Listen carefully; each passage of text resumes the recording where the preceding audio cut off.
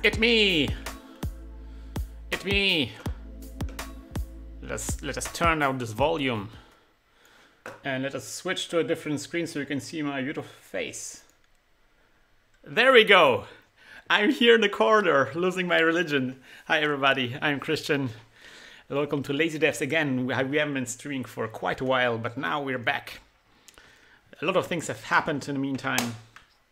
So one of the reasons why I wasn't streaming in such a long time is that I had to move all my stuff to a different location in my house. Hi Azap15, how are you doing? I had to move all my stuff to a different room. And that took quite some time, and all my streaming setup. And then, of course, when I set up my stuff somewhere else, I also wanted to have this beautiful.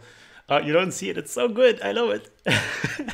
This beautiful green screen in the back, and you know I have very little experience with green screen, so it was a bit of a learning experience to me as well.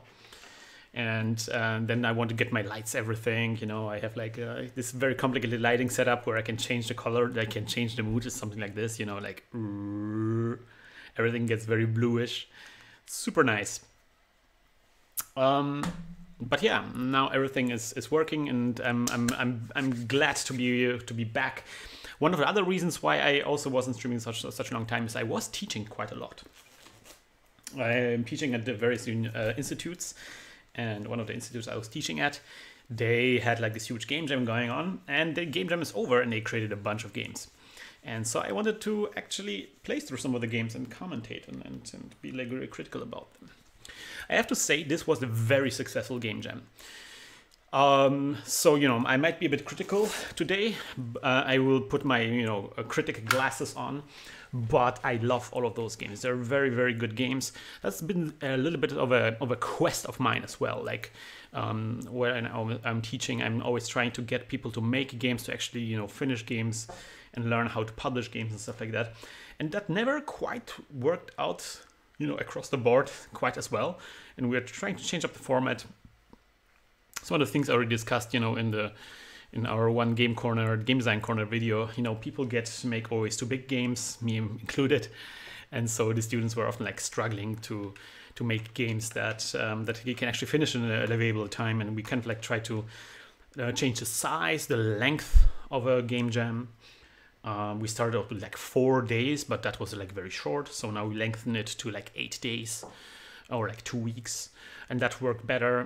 But also like we're thinking about how to get people started, you know, how to make sure that their game ideas actually sound, that they're not actually coming up with something that is completely unfeasible. And we came up with this kind of green light process. And that seems to be working really well. And also you have to like prime them. You have to like really prepare them on this and really make sure that they understand, you know, what is in store after they actually finish the game, what you have to do to publish games and stuff like that. Yeah, so this is also one of the game jams where it really worked very well. We have 20 games. Each of those games was created by 2 people, usually a game programmer and a game artist. There are some exceptions where we didn't have quite the parity that we wanted to have there. So sometimes there was like another artist. So there was like 2 artists, basically. One artist was doing the coding, one was doing the art. Sometimes there was just like one person working on this, and then, you know, artists would swoop in and help out. So, you know, it kind of depends. I have the link down there. You can play all of those games if you want to. They're really great. And if you want me to pick a specific game that you want me to see to play, then you can always let me know. But I will just pick some of the games here, and then I'm gonna see what's what. So this one is interesting. Toxic Bubblegum Conflict. That's how it looks like on Twitch, on itch.io. I will actually switch to a different screen. Like, woo! This is so good. I love it so much. Right. Explore. So let's see if we can find it.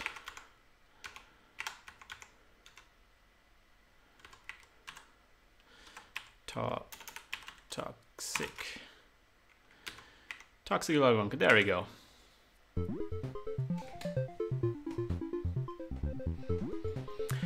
All right, so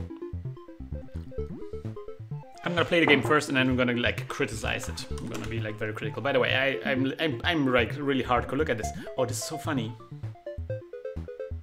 It's like one of the buttons is transparent.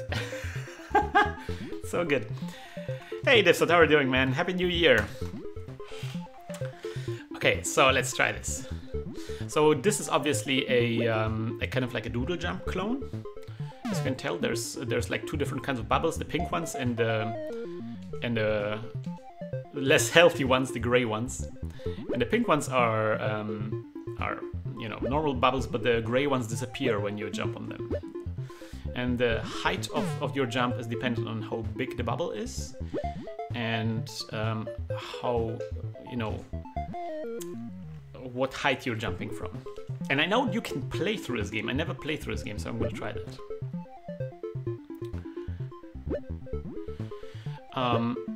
Oops. So this game has some performance issues. This is, I've been helping out the You Suck. Yeah, thank you so much. So that's the toxic part of the toxic bubblegum conflict. Which, all right, oh no, that was close.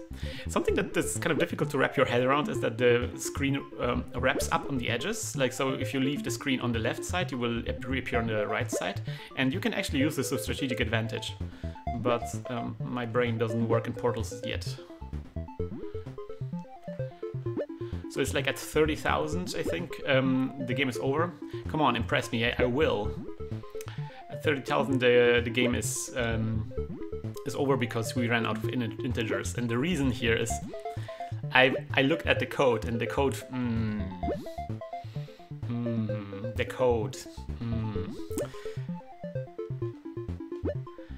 had to hit those bubbles with 5 points. Oh no, it's difficult to wrap your head around wrapping screens. I see what you did there. I see what you did there. It's difficult to read the chat while playing this game. You have to. Oh, no. That's my excuse. That's my excuse for sucking this map. See, I'm using controller and still. Oh man, there was a lag spike right there. Look at this. Oof, bad lag spikes. So gameplay-wise, like programming-wise, there's something that you don't see, but it's actually really, really bad. So all of the bubbles are spawned. All of the bubbles, I mean like 800 bubbles, are spawned at the beginning of the game, because the program, I was really struggling to make the random, like the level generator working properly. And I don't think that was a good choice. I think that was a really bad choice. But yeah, like there was, I mean, it's working, it's just a bit laggy sometimes. So yeah, generally when you're doing these kinds of like code, you want to find a way of being able to generate the level on the fly, just generate the kind of like stuff that you need, and not trying to generate everything in advance. That's bad. Like if you are, you know, if you're playing No Man's Sky or something, you know, they don't generate the trillion planets, you know, they just generate whatever players can actually see. Another thing that is also a bit bad programming-wise, you sometimes see the clouds in the background, they sometimes jitter a little bit. I think it's more pronounced when you played it on 60 frames per second. You're not a total failure, yay! And the reason for that is that, well, the camera constantly scrolls upwards. The program is using like this cam function that repositions the camera, and so that's how everything is moving, how the scrolling works. And that's, of course, that's also the reason, by the way, that's also the reason why the game is over at 30,000. That hate 30,000, because then you run out of the integer overflows. I mean, the variable overflows, and so you can't have more levels. So yeah, some suboptimal solutions, and I would definitely recommend, you know, the programmer of this, his name is Duke. I would definitely recommend him to make at least one other game before moving on to Unity or stuff like that, because, you know, Pico 8 is not too difficult of a deal to oh no, thank you for following. And in Pico it's not difficult to kind of like, you know, oh man, it's a silly small game. It's maybe a bit the frame is a bit choppy, but whatever. But you know, in stuff like Unity or bigger engines, you know, optimizations become so much more advanced and difficult, and so it's worthwhile to just try it out and experiment with this a little bit while you're working with a small engine. Generally, gameplay-wise, there is something that is kind of weird, which I kind of like, hey, that's impressive. Which, oh no, I was at so high. Oh. Also, restarting all the way down to 0 is, that's a bit bad. I wasn't paying attention. So there's also some gameplay thing that I find a bit weird. Why can't I? Oh, that's why I died. My window defocused because I clicked somewhere else. Hey, Robert Moore, thank you for following. So something that's weird is that the big bubbles propel you upwards fast, right? And the small bubbles, thank you, and the small bubbles propel you slower. But that makes no sense. It would make sense if the small bubbles are more effective and the big bubbles are less effective. Because the big bubbles are kind of easy to hit, but the small bubbles are difficult to hit, so you should get like a bigger payoff, right?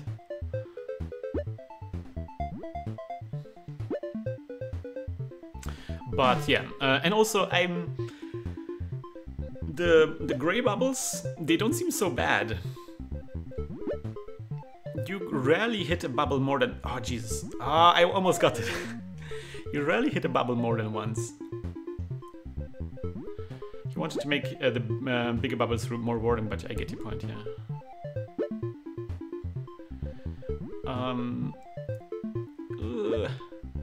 The gray bubbles don't seem so bad. Like, yeah, sometimes you want to like keep jumping on a bubble, and then that's how you get upwards. Oh man, that was unfair. But it seems like this game would need something that's really bad, like something that you really want to be avoiding. And that's something that we've been discussing while the guys were developing on working on this.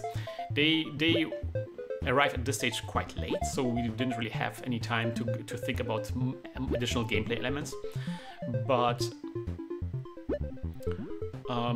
But yeah, like maybe thinking about something that you avoid, that you actually have to actively avoid, would be nice. Like maybe sometimes a bird comes in, but of course then if you have like birds and you get like a really high boost, and you know you cannot really avoid hitting the bird, that would be frustrating. So you probably only want the birds to come in certain situations, and that was we didn't really have the time to do that kind of stuff. Oh no! I do like the feel of the game. There is a bit of a, I feel like there's a bit of a inertia going on, and that you can really feel like this makes the game actually a lot more interesting and challenging.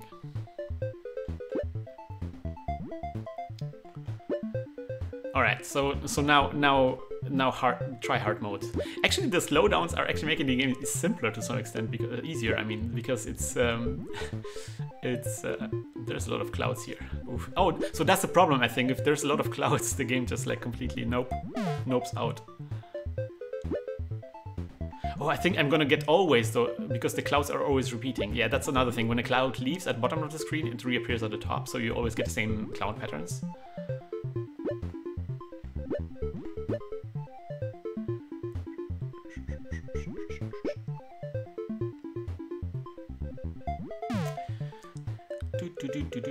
Interestingly, the character is kind of inspired by the character from Celeste, especially the way the hair works. We actually look at the code that Celeste uses for the hair animation, and we kind of, well, the guys actually adapted the code. And so that's why we're getting this beautiful hair. This is actually really useful. It seems like it's just like a visual thing, but actually this actually helps with gameplay, because it gives you like more of an idea where the direction is. There's actually a really good study, like a design visual perception study, that shows that it's easier to judge it's easier to judge how something is moving if it leaves a trail. But because human eyes are like very sensitive to like angles, to an angle of a line. Thank you for following. Oh, no, no, no, no, no, no. Dang. That was close. I shall not get... I shouldn't get distracted that much. You can jump bubbles. Yay! So the toxic element, the toxic quotes, is something that we added very late in the game. Or like the team added very late in the game, and they were like really like on the final day, and it's like, what can we add to make this game more interesting? Because it's just like jumping on bubbles all the time, you know, and it's like we can think of some new gameplay elements or maybe some other things that we can add. And so I gave them advice to just add at least some kind of text or something, so it's something changes, something is different the further you play through the game. So you kind of like anticipate like the next quote, like, oh man, what? You can see that, you know, the person critiquing you is like getting impressed by you, and so so you want to see, you know, how far you can push it maybe. I missed the beginning. How many games have you made by your students? So so they made 20 games in total. There's like, I think, around 40-ish people in the class, so 2 people per game. They had 8 days to work on this, and before that they were studying, I'm not sure, since October. But some of them had the really rudimentary knowledge of Pico 8. It's like not just like, you know, full-on studying Pico 8. It was like a lot of other things as well. So I know that, for example, I've been doing a Pico 8 crash course with the graphic artists, and we had like 4 meetings, I think. 4 meetings, 3 hours each. So, you know, it was a bit of a newbie, first-timer kind of game jam. This game wasn't made by the artist. This was actually made by an actual person who studies programming. But I'm not sure how many hours they spent working with Pico 8. I can tell you for sure that the amount of hours you spent in class learning Pico 8, it doesn't really correlate very well with ability, sadly. I mean, obviously it pays off to familiarize yourself a little bit with Pico 8, but at some point it's like, you know, it's up to you to figure stuff out.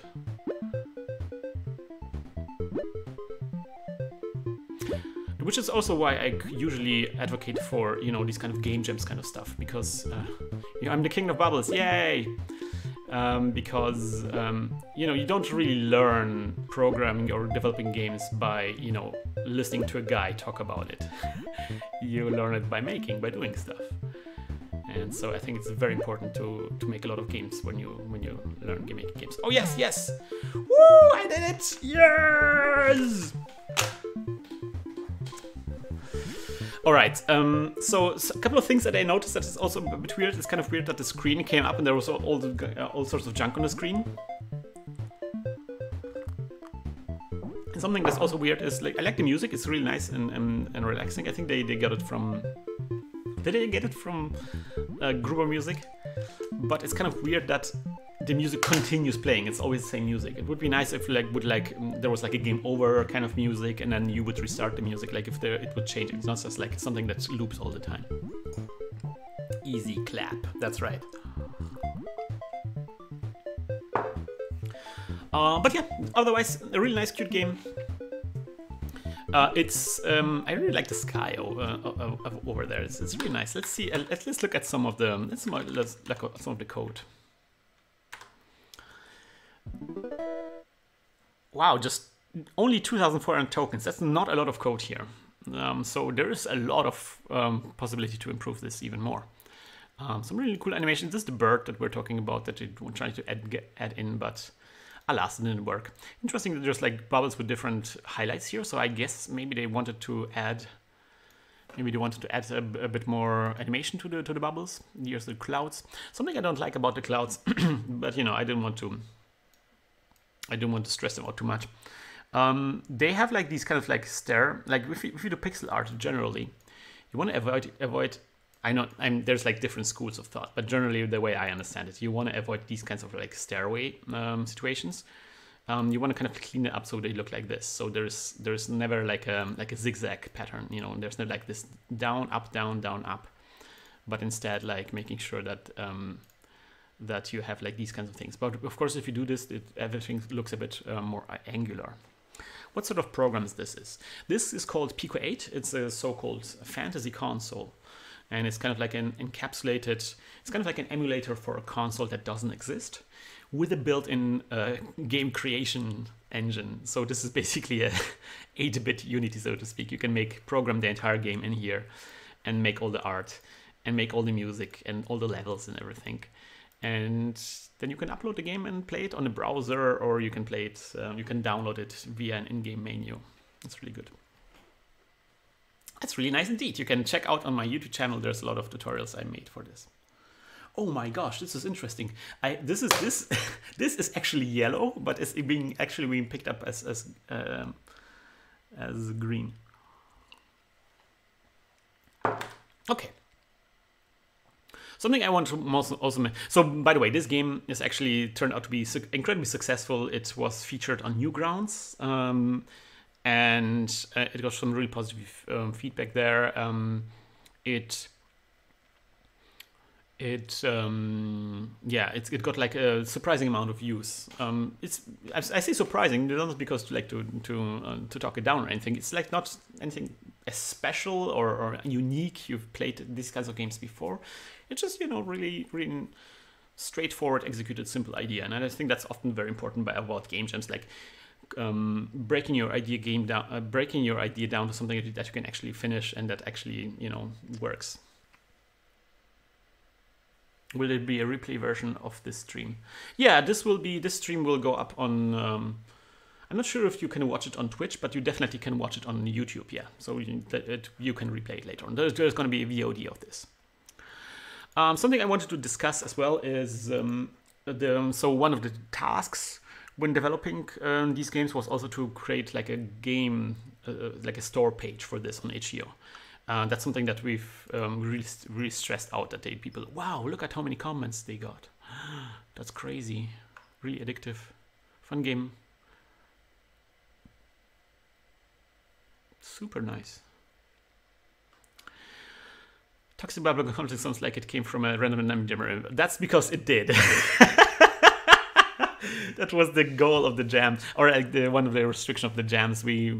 Everybody generated a bunch of names using a random number generator, and they made games based on that. They were allowed to change the names if there was a good reason for it. Something maybe talking about this page. I kind of like the color scheme. Kind of like fits the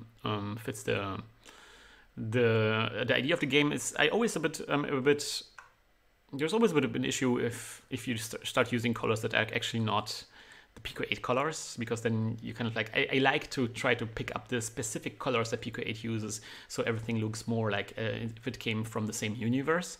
So actually, you know, taking this specific pink and this specific gray and this specific blue and actually using it in your artwork. There is this gray border around the game, that you can get rid of if you edit the index.html file. And I'm not sure if I'm showing this in one of my tutorials. I might show it later on. So that's something that you can fix very easily. Something I noticed here on the screenshots, like it's really good that they have screenshots. And all of this are GIFs, so that's great. Or GIFs. I forgot which side I'm on in this conflict, this GIF conflict. Something that I'm like, you have to be careful about your screenshot selection, because it kind of like communicates to people what the game is about before they play it. And in this case, it's like we have 4 screenshots, and 3 of the screenshots, oh, there's one more down here. 3 of the screenshots are like menus, and just 1 is actually gameplay. So I would definitely recommend picking this as maybe as the first screenshot, and maybe doing at least a second one where gameplay is happening. Hard G, but it's not graphics. Well, see, So in this conflict of GIF versus GIF, it's like you cannot use other words as examples because the English language is very lax in the way it pronounces words. Some words are just like randomly spelled differently or pronounced differently.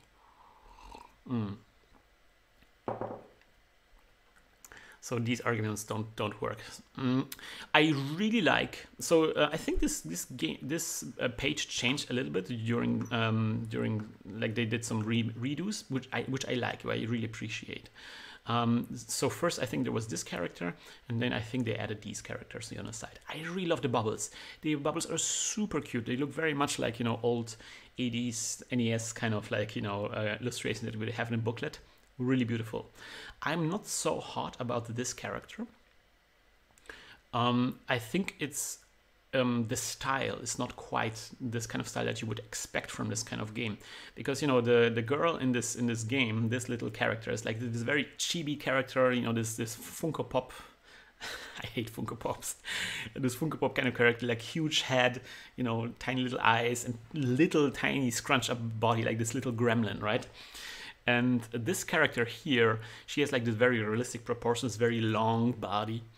And you would expect this kind of character to come up maybe in like a game that tries to convey realistic characters with realistic emotions, you know, stuff like a dating sim, like a visual novel, this kind of games. You would expect this kind of character with this kind of style to pop up in these kinds of games.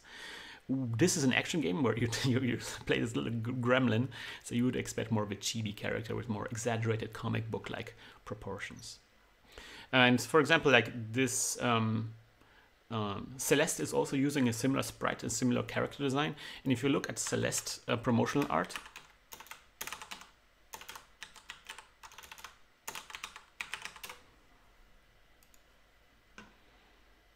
there's obviously multiple ones, and some of them is fan art, so I'm not sure which one is the actual. But this is Celeste in the game, like this is her face in the game, and it's like, again, this gremlin kind of size.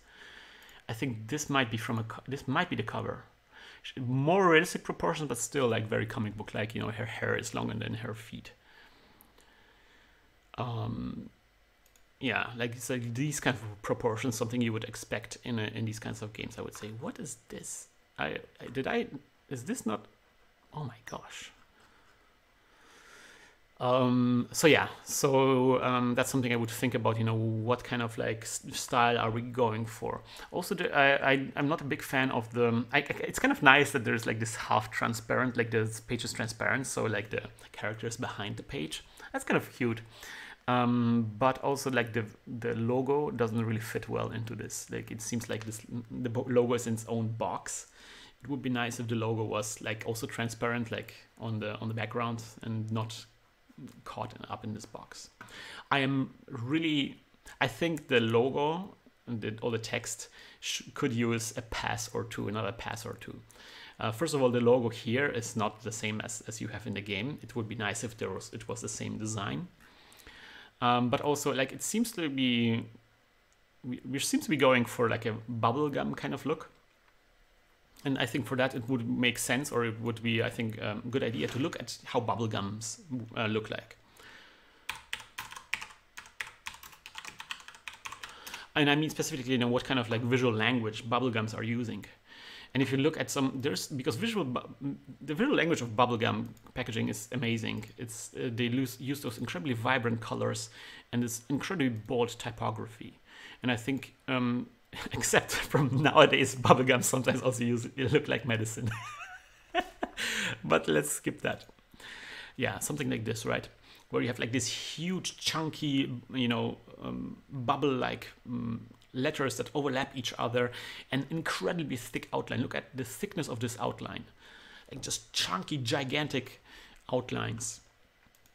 This very, you know, pop art comic book like outlines, and everything's overlapping each other. It's like kind of like if the letters are actually made out of balloons, and the balloons are kind of like getting inflated and start overlapping and pushing against each other. And I think yeah, and you can see like very similar design everywhere. So this kind of like a very consistent type of language that a lot of bubblegums are using. And so I think it would be worthwhile. Oh, this is a really beautiful bubblegum. Oh, I love it. Look at this. So I think it would be worth it. Look at, so generally advertising and candies and stuff like that, they always use like a multiple, tend to use very thick outlines on the text and also sometimes multiple layers of outlines. So in this case, you have like this drop shadow, this blue drop shadow here.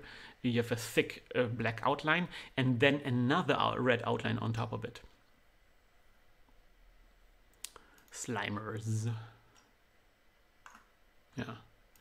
So I think it would be worthwhile looking at some, this is a really nice modern kind of hipster bubblegum. So I think it would be worthwhile to look at some bubblegum designs that you really like. See, for example, this is not how bubblegums look like. I mean, you have like the a bit of a flashy look, but the typography is a lot simpler than it is in the actual bubblegums, where it's like, you know, outlines, multiple outlines and very bold colors and very thick lettering. So yeah, that's something I would recommend when working on the logos and typography in the game, to kind of like pick maybe already something that people are familiar with, and that's something that people associate with the subject matter, and try to find references and try to include references to that visual style that you're going for in your design. Yeah, okay, the music was very Gruber music. And I like the typography here, and it picks a really nice font. Something that a lot of people are getting wrong. They're picking a really bad font for this text here, so this is good. Something that is missing here, I would definitely recommend, is putting because I know that the graphic artist, Denise, is on Twitter, and I would really love for them to put their, like, you know, social media contact right here in the page. So if you're interested in their work, you can click on it and, you know, you will see it immediately. So yeah, that's a bit of an issue. Also something, okay, it's fine. You don't really see it, but the character's feet are cut off. The background doesn't scroll with the rest of the page, so you don't really see it. But if you have like a really big screen, eventually the feet of the character, they stop eventually. So that one might be a good idea, to think of some way of making this look more natural. Maybe the character's like flying or in space or something. Yeah. All right. So this is my critique of this game. Any kind of other game that you guys want to see? Is there any kind of game from here that you would love me to try out?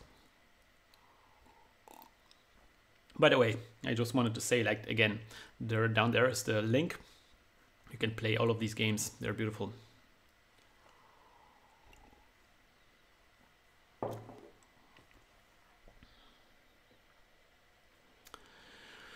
Can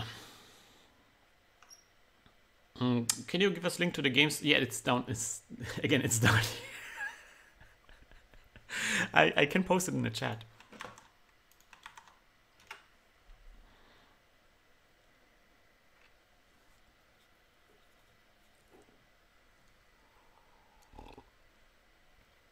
It's so amazing that the cup, the yellow cup is being picked up as green.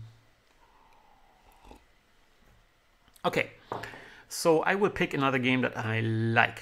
I like this game. This is a cool game. I will play this. This is called Escape from the Squirrel Park. I have a lot to say about this page already, but let me play the game first.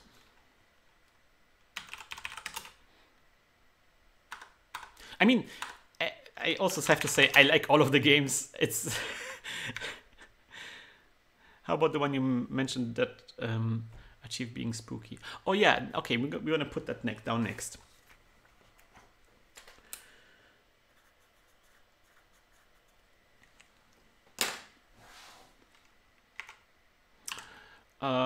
Square.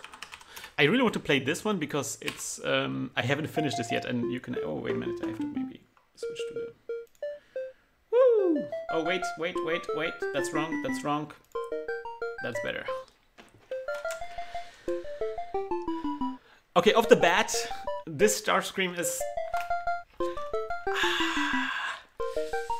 It looks very blocky.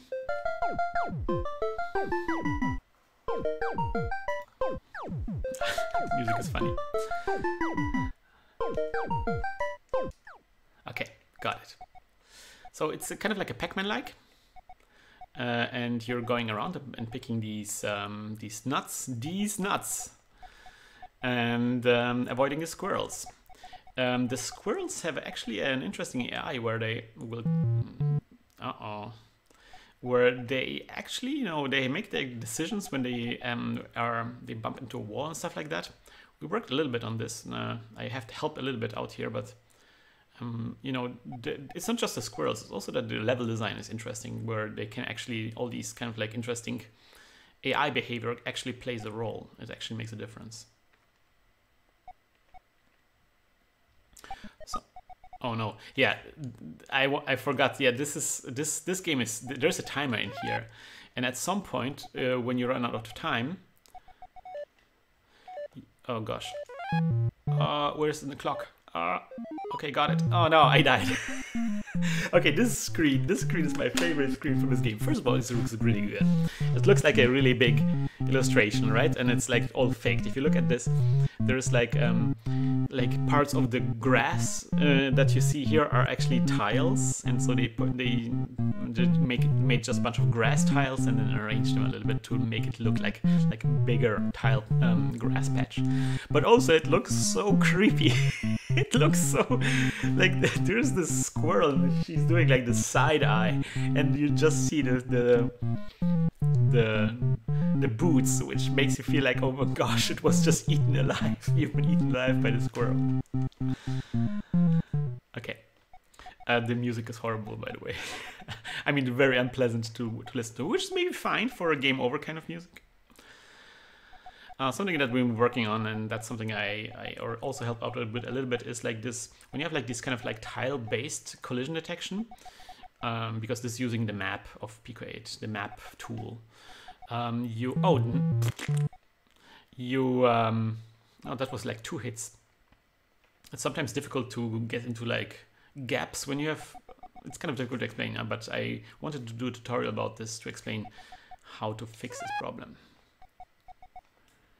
And it's interesting if you look at like Zelda and other games that use these kind of like tile-based systems, where they always have like these interesting solutions to how to make the collision detection more lenient, so you fit into smaller gaps easier. Okay, so now I have to open up this thing over there. Ah! It's a tough game. It's good. So one of the challenges was, maybe I have to also explain, was not just like to create a game based on a random random name, but also create a game that fits into one screen. You were not allowed to scroll, which, you know, we did some leeway for the bubble game, because, you know, it's you don't see like level, you just scroll past. But yeah, I just wanted to avoid this kind of like something I talked about in one of the Game Design Corner videos, this kind of like and then content happens issue, where people don't come up with a really good game, but they think they can fix it by just adding more levels. And so they start working on a game, and then it's like, oh, but there's gonna be like 100 levels, you know. And then the game is not fun, and they still want to fix it, and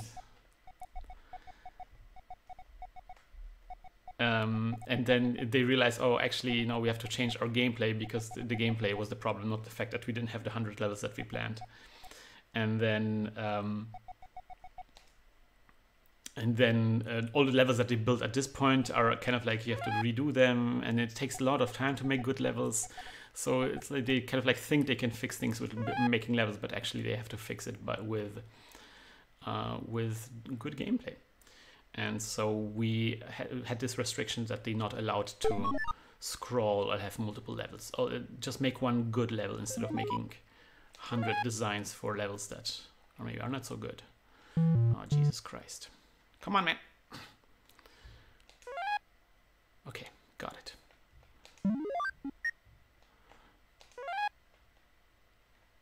Okay, if I'm careful, I can... Yes! This is the first time I did it. See, this screen also looks amazing. I love it. There's like these particle effects, which are not easy to program. And then there's like this huge animation, huge face of the character down there.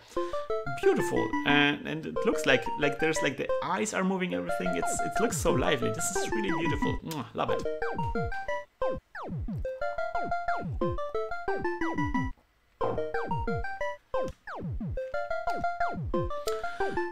Okay, some criticism that I have. I don't like the start screen. I think this could have used some love.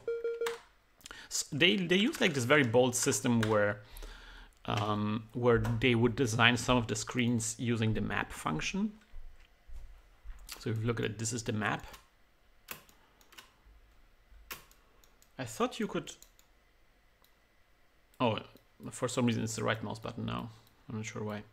So yeah, this is the start screen. This screen is like an end. This is the end screen that I talked about. So they use like tiles to make those screens. And I think sometimes it worked flawlessly. Like this is beautiful. This was just like a really beautiful thing. But other times, I'm not so sure about.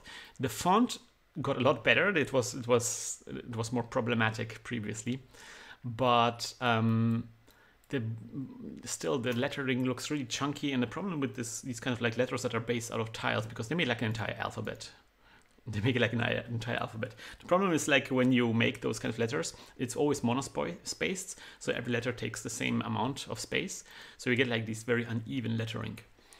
But it's kind of like also kind of like the only way to make really big letters in Pico 8, so I'm not really sure what the solution would be. Maybe start working more with the actual built-in text and try to make the text look nice and pretty.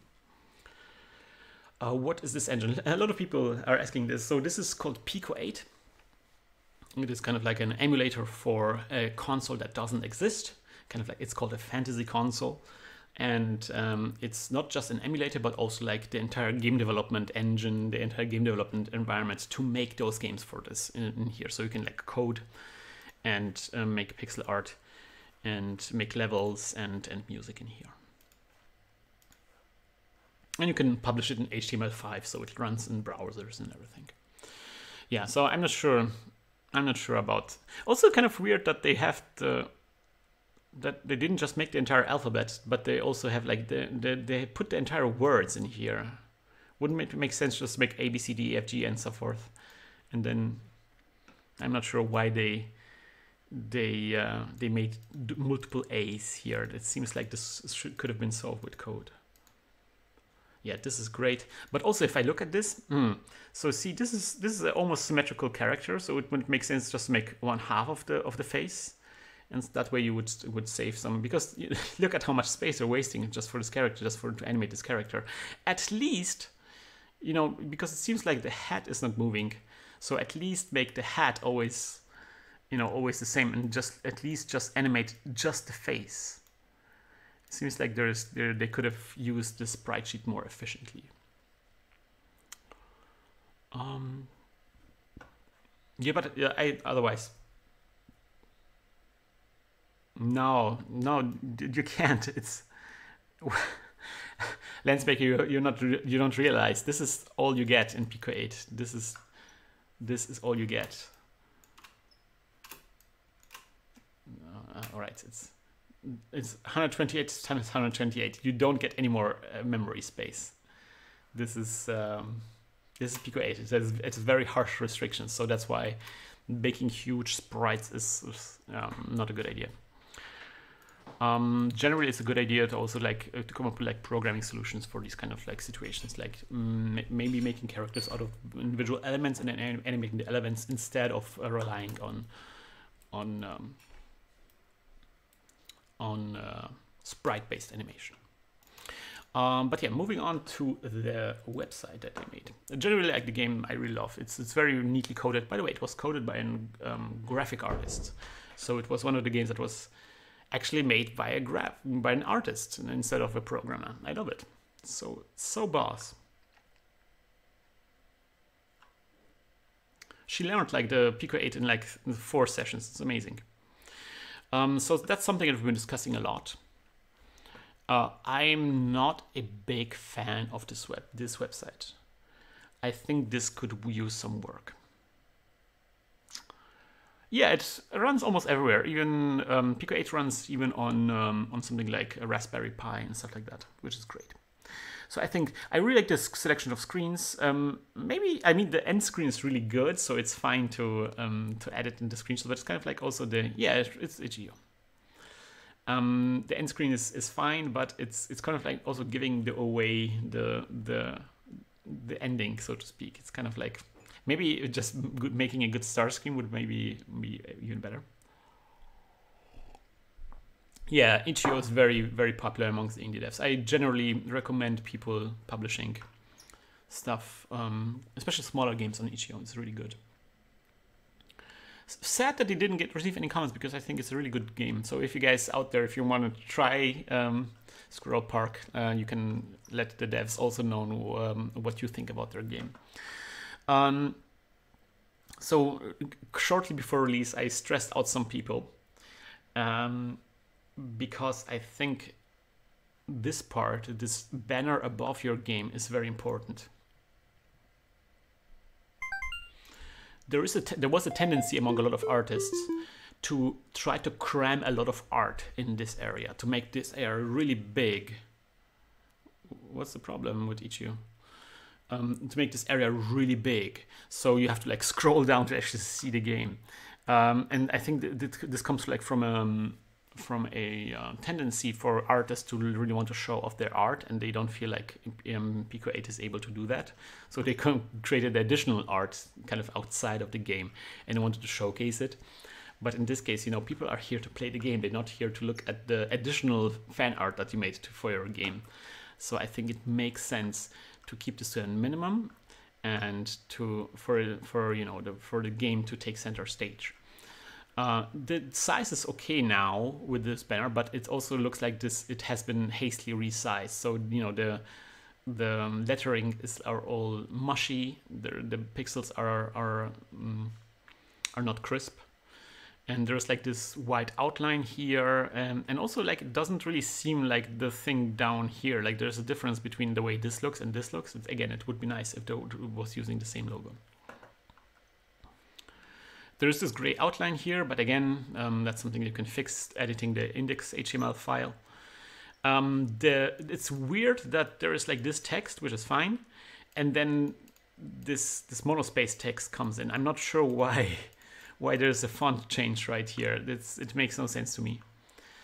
And then this is a cute character here, and this is generally a cute artwork, but first of all, it adds like this super dark shadow here, which makes the game look really sinister and sickly. You know, there's like this incredible huge contrast here. And generally, I am not a big fan of trying to, because this character looks super cute, right? This animation looks super cute, like with this incredible vibrant colors and everything. I went to that Pico 8 page. That Voxatron thing seems really interesting. Yeah, the Voxatron thing just came out recently. And I mean, it came out some time ago, but recently it was updated, so I want to check it out. There's going to be I just saw there's going to be a big game jam in February. So if you are interested in Voxatron, in February you will have a big opportunity to get into that community. But so far it hasn't been very popular because it was less flexible than Pico 8. Pico 8 was kind of like a short follow-up to Voxatron, like a throwaway kind of thing, but it became a lot more popular because it turned out to be a lot more flexible than Vexatron. And so Vexatron was now remade to be more like Pico 8. And so yeah, I'm eager to check it out. Yeah. But Pico 8 is also great. It's the real deal, man. So yeah, I'm not really big fan of this character. Also, like the character art doesn't really hold up that well, scaled up this big. You can see like there's like the shading looks a bit uneven, and I think this character art would look a lot better if it was smaller. But yeah, I guess the artists really wanted to show off this artwork that they put a lot of effort into, and I don't know if that really benefits the game. Yeah, I would rather work on a good logo that actually resonates with the content of the game, and also make sure that the artwork actually resonates with the look and feel of the game itself. Or maybe like this area looks very empty. This looks very like there's nothing happening here, and this is like so full of stuff here. So I would maybe just make maybe a nice leaf pattern around. I'm not sure. It's not as pronounced here as in some other games. I maybe look some other games as well. So generally a beautiful game. I love it. It's one of the best results so far. Best results from the jam. I don't like to pick like a best, worst and stuff like that, because they're all, everybody has been fighting their own battle. But this is definitely really cool. So I wanted to show you this is Night of the Wyrmslayer. Okay, cool contrast between the other game that we just had. So, oops, I went too far. Real quick, you see how this is using like this high-res art that clearly the artist invested a lot of time into, but it's actually doesn't have anything to do with with how the game actually looks. This game is amazing. Like, the art of this game is amazing. And something I really love about this entire web page looks a lot more consistent, as if it's part of the game itself. The style that they show off here looks very much like the style in the game. You don't even see where the game ends and the website begins. You can see that the logo is the same, but the logo up here was a bit upgraded with some additional details and stuff like that. Nice, very consistent style. I think some of the things that artists don't really appreciate, or really newcomer artists don't really understand, is that consistency is a lot more important than quality. So if you can make one artwork in your game that looks really great, but the rest is kind of like, ugh, that one artwork doesn't really save anything. What you want instead is have like a good basic level, and everything in the game follows the same line. And that means you don't really have to make beautiful artwork, as long as you can make everything look consistent, as if it's made by the same person, by the same team, with the same mindset, with the same aesthetics in mind. And this is a game that has the aesthetics perfectly figured out. And that's the game also I was talking about, that managed to be really creepy. It looks really creepy. And that's really difficult with Pico 8. If you look at this, this is your this is your colors that you're having, right? This is the 16 colors. Where is it? This is the 16 colors that you have to choose from. That's a very colorful color palette, and there's not a lot of creepy colors in here. Mainly the top colors here.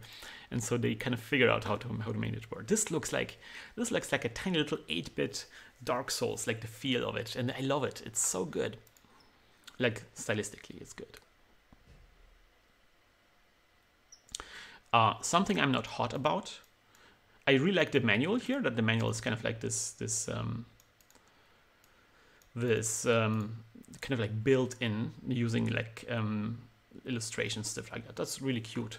It's kind of weird that this line goes to the next line and continues underneath the text. I know there is like the Pico Itch.io doesn't really give you too many tools to edit the formatting. In this case, I would maybe just do like a huge GIF. So the text is part of the GIF.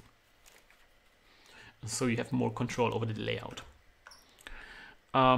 Really good that you can actually click on here and you can get to the website of the artist of this game. Also features, you can see that the artist actually has very different visual styles going on for her. She tried different experiments, doing all sorts of stuff. Really good. Too bad that just the artist that we can click on. Like, for example, here is a Twitter handle, but we cannot click on it. Your past Pico tutorials were great, and the way you're analyzing your students' game seems really fair and accurate. Thank you so much, Divsot. One of the reasons I wanted to be doing this because we didn't really have the time to really discuss the games, and it's like we have like 8 days, right? And people were stressing out getting their games out. So if I come in and start like pooping on their games, they would be devastated, emotionally devastated, if I start like being really critical while they're trying to get their games out the door. So I'd rather let them publish the games, make sure that they're not making huge mistakes. I'm really happy about the games, but then I think it's worthwhile to come back and discuss them. And we didn't really have an opportunity. I stopped working on this specific institute. So I wanted to use this opportunity to talk a little bit about some of the games. So anyway, this is there's just one screenshot. I think this might be a screenshot too, right? Yeah, it is. It's kind of weird that this is bigger than this one. I think this is a GIF, and so it scales differently. It's kind of weird. Itch.io sometimes does weird stuff. Yeah, so like the fact that the Twitter link is not clickable is something that I would criticize, but otherwise it's also a bit weird that this black, it seems like it's part of the background, but then here we realize it's not part of the background. Here down here when the actual background of the web page hits with the background of the text here, so maybe choosing a different color here, like a gray or something, I'm not sure. Or maybe like an outline here, so it's kind of like the text is separate from the background of the page very clearly. But yeah, otherwise it's great. So generally this website could use some, it's so cute that you even have a soundtrack here. But you cannot click on it. Oh, if you download here, you get the soundtrack. But worms are actually good for the garden. But yeah, not too many comments here as well, guys. So if you want to try this game, definitely let the developers know what you think about this. So anyway, enough looking at the website. Let's look at this.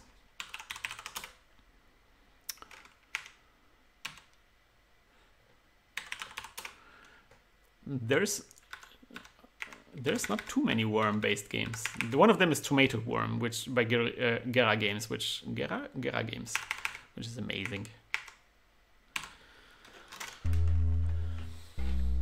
Little details I enjoy immediately. Oh, wait a minute. Little details I enjoy immediately. That the X is flashing. Cool.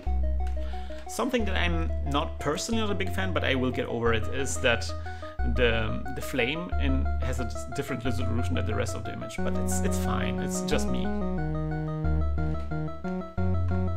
Skrata du voller. Okay. All right. Let's try this. Oh, I died. Okay, so the idea is that you only have a limited viewing field, and you have to find a worm. Oh, dang. Oh, the worm is right there. Okay, got the worm. And there's like cats patrolling here. And sometimes there's a flash. And if there's a flash, you can see, you know, what level a layout is. Some saying from PewDiePie, but I don't know what it means. I'm not sure myself. Subscribe to PewDiePie. Better not.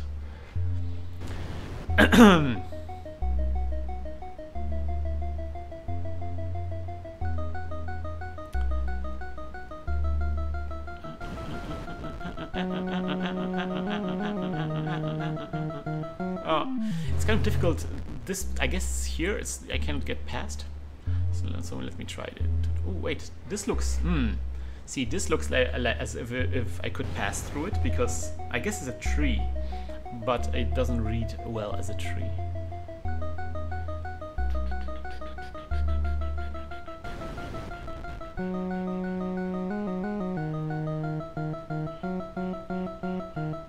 Okay, you cannot actually loop through like in Pac-Man. Where's the worm? Okay, got it.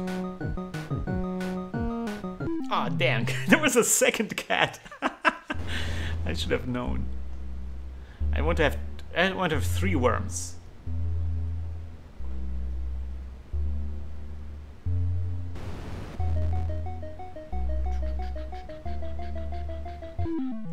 Dang.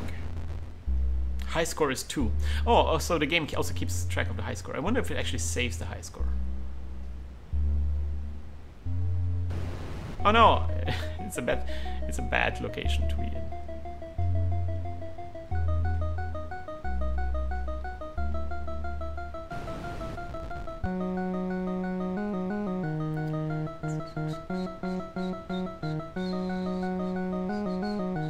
Where's the worm? Ah, there. Oh gosh, it's gonna be difficult to get there.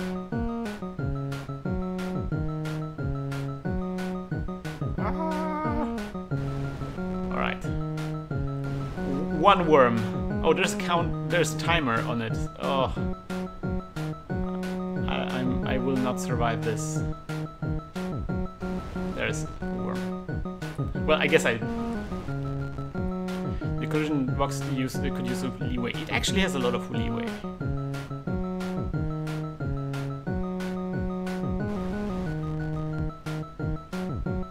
There we go. 3. I have reached my goal. My personal goal. Yeah. The music is a bit too happy for the look the game kind of goes for. I would also agree that I think I would probably take a bit of a more relaxed.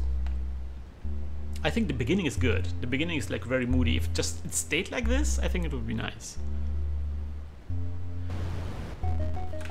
Okay, so this is the game, and it's just like really just collecting the worm. The guys actually wanted to make some more of a complicated game, but they it was difficult. Interesting. So what they wanted to do is like generate a dungeon procedurally, and when you pick up the worm, the rest of the dungeon that you don't see anymore would just rearrange itself. And yeah, they didn't get that far. It was too difficult, which it's a tall order. Something that occurs to me, like some of the level design decisions here are a bit questionable. I think this level design is not quite as good as the level design in the game before, in the Squirrel game. There's a lot of dead ends in this maze, which is, I guess, maybe okay for this kind of game, because there would be then maybe a worm at the end of each thing. But I think the mazes are more interesting if you can loop through, if there's like multiple ways of going around here, because we had this before where it's like the cats are going around here, and I went from down here, I went past the cats, I went here, and then there's nothing left for me to do then to backtrack anymore. I guess I could go here, or like there's this cat patrolling here. I went down here past this cat, and there's like a dead end. There's nothing there waiting for me, so it feels a bit disappointing. Also, you've seen that the cat behavior is a lot simpler than the enemy behavior in the Squirrel game. So you only have like a cat that just goes up and down, up and down, up and down, or this cat, or these cats going in circles, whereas in the Squirrel games you have like the squirrels actually navigating the maze, and so that was actually more advanced behavior from the enemies. But I'm not sure if that's a good idea for these kinds of games, because again your viewing radius is so restricted. You kind of depend on enemies being predictable, because if you like walk through the maze and suddenly there's like a cat coming from behind, it's like, wait, what did I do? This tile definitely doesn't read as not walkable. And now I can see it, but I think it would pay off to just continue doing like the same grass, like variation maybe on this tile. I really like the shadows. They really make it clear where you can walk and not, and so this kind of confuses your reading of this level. The shadows really make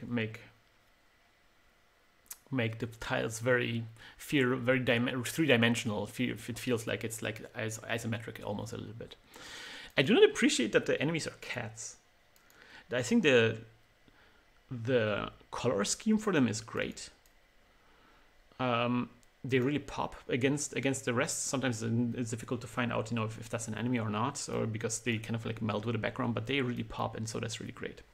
I would probably pick something that's more creepy.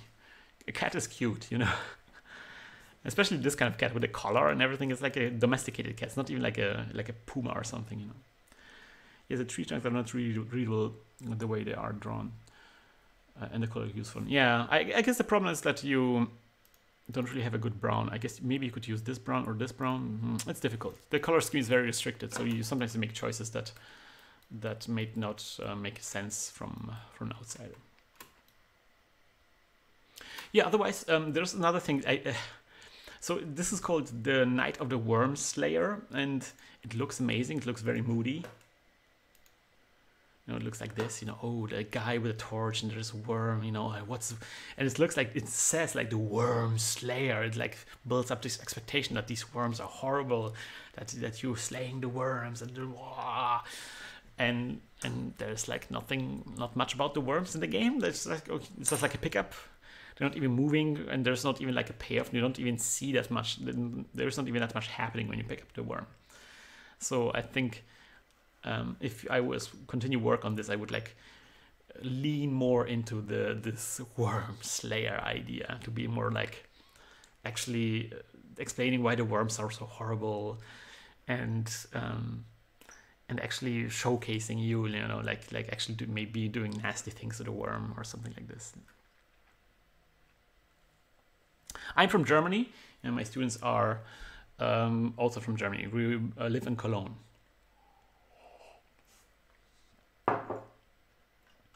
But yeah, beautiful game. I'm gonna steal that idea, by the way. Because they haven't. I don't feel too bad about it because they never actually managed to make it work. But a game idea where you have a limited viewing radius and you have to pick something up, and when you pick it up, the entire level regenerates, except from the part that you see. That would be really fun to try to pull off. Yeah, we're not too far from Netherlands either. Okay, so let's see out some other games. Any kind of game that you guys want me to play? You can pick any one of, now that I have any one of those games, and you can play them down here.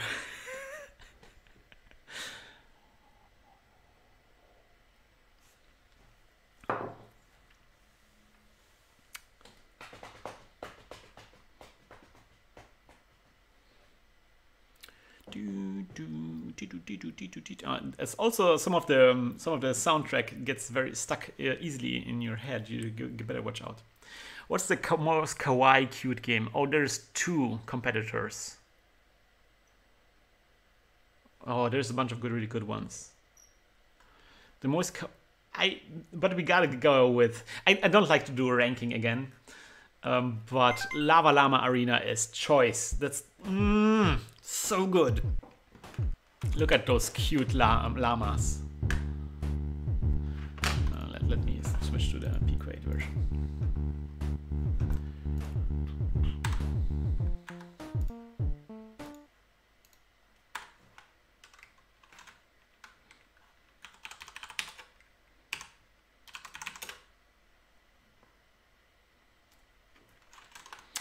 Hey, Emily. Did you play MDM, Major Demon Massacre? I tried.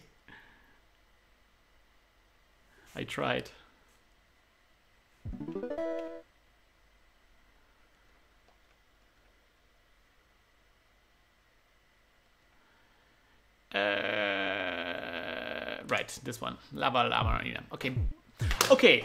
Off the bat, can we appreciate how amazing the start screen looks? We've been seeing some teams struggling with making a really nice looking logo and nice looking start screen. Look at this amazing start screen. If this was a start screen for an NES game back in the days, this would have been one of the best NES games ever. It's perfect. Really beautiful lettering, you know, put a lot of effort in like outlines and drop shadows on letters. Letters have like a very consistent style. Arena has some bloods dripping down, you know, there's like, oh no, it's cute but also horrible. And there's like this goofy llama on top. It's great, and there's like even some movement, background and stuff like that. It's difficult to fill the screen in Pico 8. It's difficult, I don't have enough sprite space to fill a lot of screen. But so you have to like find some tricks, and they pulled all of the tricks. It's good. Also, you have like the two llamas down there like grazing and jumping around, so you already get a little bit you know, prepared for this. I like that the screen faded away. It's kind of like I would have wished that you get more introduction maybe for the screen. Maybe the screen could scroll in and show the arena or something like this. So the way this works is it's a 2-player game, so that's why it's a bit difficult to showcase this game. But you're basically bumping the llamas against each other, and you have to woo! You have to shove each other into the lava. Again, can't really showcase too much of the gameplay. Oh, nice. They actually put some credits in here. And also, if you lose and win, there's like the Street Fighter images of the 2 llamas facing off against each other. It's so nice.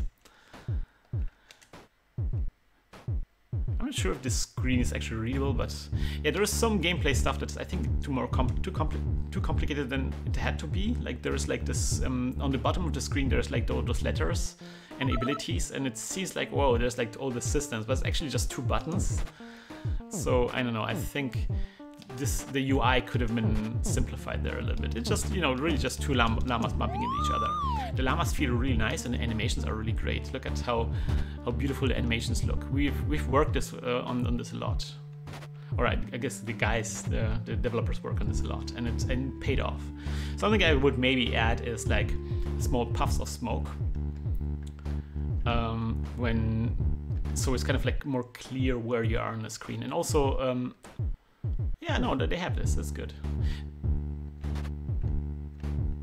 Yeah, because the collision is not with the sprite, but instead there's like a collision box that kind of like.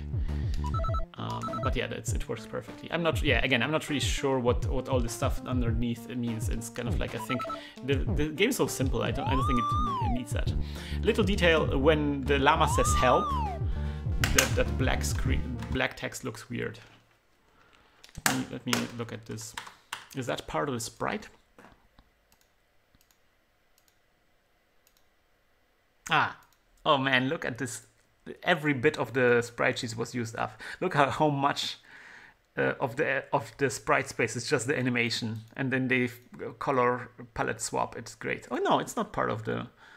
So I would maybe make the like a speech bubble, and not like just like black text. Just using like a drawing actual speech bubble there. But the sound effect is great. I love it. Yeah, so this is a very cute game. The llamas are cute. Lava Llama Arena works very well. There's a very good explanation what buttons to press. I don't know if I mentioned this previously, but I would recommend against using the pixel font that Itch.io suggests. I don't think it's very good. But it might even work in this case. It's very stark contrast between the red and the blue. Maybe work a little bit on this. I don't know. Maybe dim it down a little bit, because this like this very crazy, very saturated colors fighting against each other. But on the other hand, the background is very muted. I'm not sure. It's fine. It looks fine. I'm not going to complain too much about it. It's a good game. This outline, so that's what something also I was considering. Maybe this outline should be also blue, but then maybe the game would like meld with the rest. So maybe you actually need a box like this, but then maybe a different color, because this the brightness of this gray is very close to the brightness of the background, the value. So maybe something that's definitely a different color. Play the game Hannah made. Which game did Hannah make again?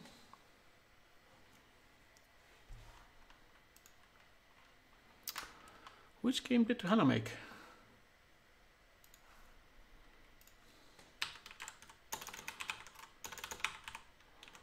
You guys can also suggest games for me. You have no idea. Karate. Oh, the karate game. Yeah. Okay. Got it. Let's make the karate game.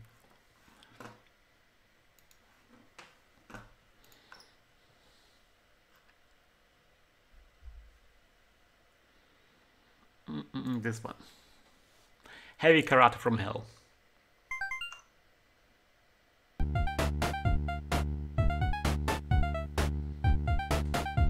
Okay, off the bat, I have to say, this start screen is also really nice. The lettering is a bit like, you know, simplistic, but it's kind of like part of the visual style, so that's fine. I love that he's like sliding on his knees, and that's part of the logo, and the logo comes in with him sliding on the knees. That's just like super radical and fun and a good idea. And just like, yes, of course you would do that. I feel like compared to this logo is almost a disappointment. Because it uses artwork from Street Fighter, I think. It's not something that they made themselves. And there's like also like some weird like outline issues here. It looks just like a bit broken. I like this logo better. I like that he's sliding in here. I think I would work on this if I was them. The white outline and the fact that the entire game integrates the website is really good. The fact that they have the same background here on the website is everything looks incredibly consistent, nice. What is with this illustration? This doesn't seem like it's part of the same thing. I would think about this guy. Yeah, let's play the game.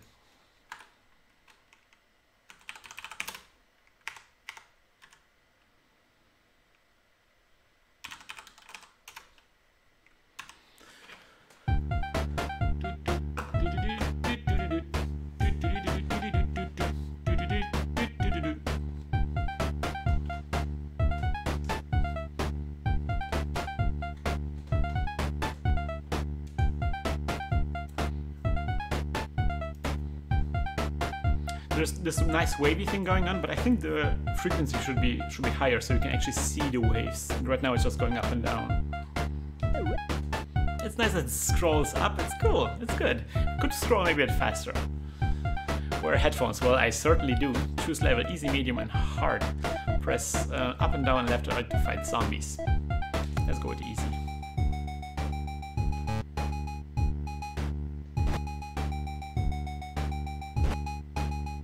Oh boy!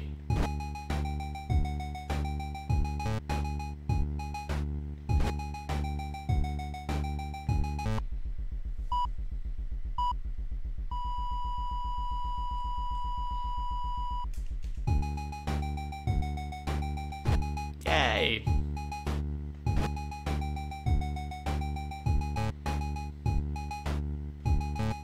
Burp.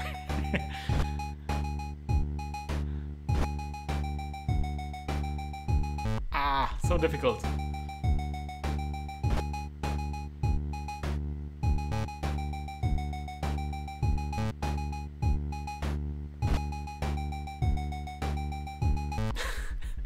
The game over screen is pretty good, yeah. Like this, there's like this. It's cool graphical effects. It's great. You have to also keep in mind, Hannah, I think, is an artist, and she did the programming from this game. And if somebody told me that this was an artist who made this game, who programmed this game, I wouldn't believe them. Mainly because, especially FX like this is Hannah, or at least somebody who knows how to program, actually sitting down and trying to make cool effects using programming, and not just making sprites, big sprites. And that's the way it's supposed to work. But usually the artists likes to fix everything with art rather than programming. So this is really good.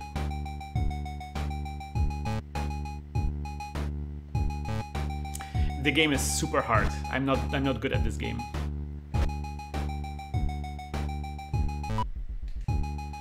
It's easy, by the way.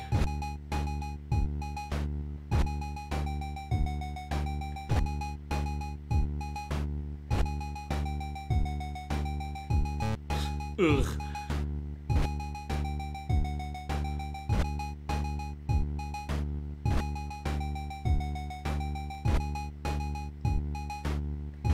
Yeah, you have to get in the flow. You have to press a bit earlier than you think.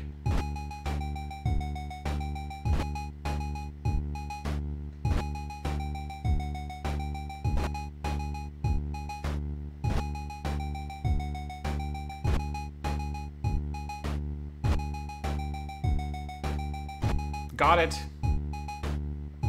I'm in the flow. I win! You can win this game? Holy crap! Thank you for playing.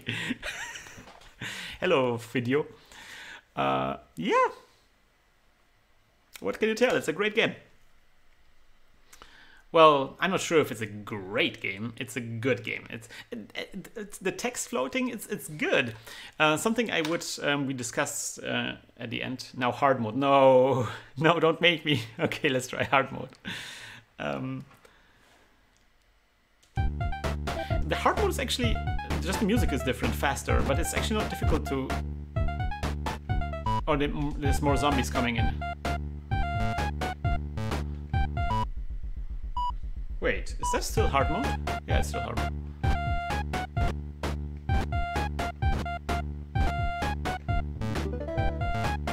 Oh no!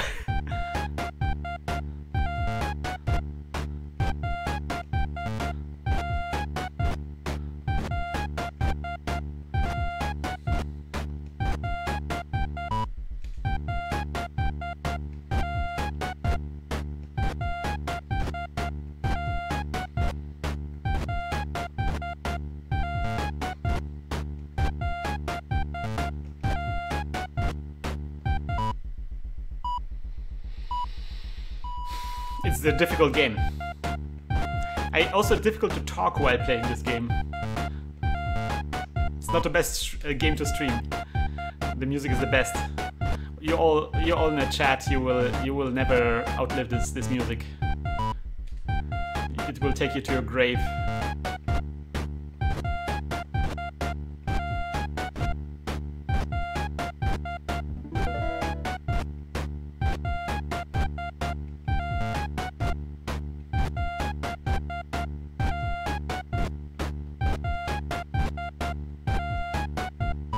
Okay. The character looks like Jesus versus zombies. Well, he has like this kind of like white dress, yeah. So something that we discussed during the final debriefing is that I think this game, it's kind of weird that easy mode differentiates itself from hard mode just by an amount of zombies that come in, but not actually by the gameplay. So I cannot hear my own thoughts. So if you play on easy, it's the gaps in which you have to hit the beat are the same than when you play it on hard mode. And that's something I would change. Like I would make it so that the game is more lenient when you play it on hard mode, not just like the amount of things that you have to hit, but also like the gaps are easier to hit. It's generally, the game is very unforgiving. It's difficult to hit the exact rhythm. Also something that we discussed is that I think the animation could be better. Like there's just like this one frame when you hit, and it would be nice if there was like this huge this like attack, if the zombies was flying away, if there was blood involved maybe, if there was generally more happening when you hit them. And also I think this guy needs an idle animation. I think it would be nice if he was like, you know, jumping to the music. I think this would add a lot of more life to this. And also maybe like rethink the entire stage. Like right now we're sitting at this crossroads and the zombies are coming in from escalators from everywhere. But it would be nice if we were like maybe on a dance floor and there's like other zombies, like, you know, being like like urging the zombies to come in and try to attack him. Like there was like this kind of like b-boy kind of situation. I think that would be funnier. But you know, it's nice things to have. Generally, the game works very well.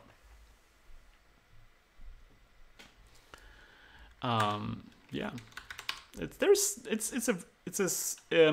actually surprisingly difficult to make this kind of game in Pico 8 because there's not too many tools to interact with the music to find out where you are in the music. So they had to like do a lot of like tweaking and a lot of like really crazy hacks to make this work. I'm not an expert on music games myself. I think we had like another a lecturer whose name is Utz from. It's not Massive Mini Team. I also forgot how his name, what his game is. Like, wait, let me. Ludo. It's maybe a good opportunity to pimp his game.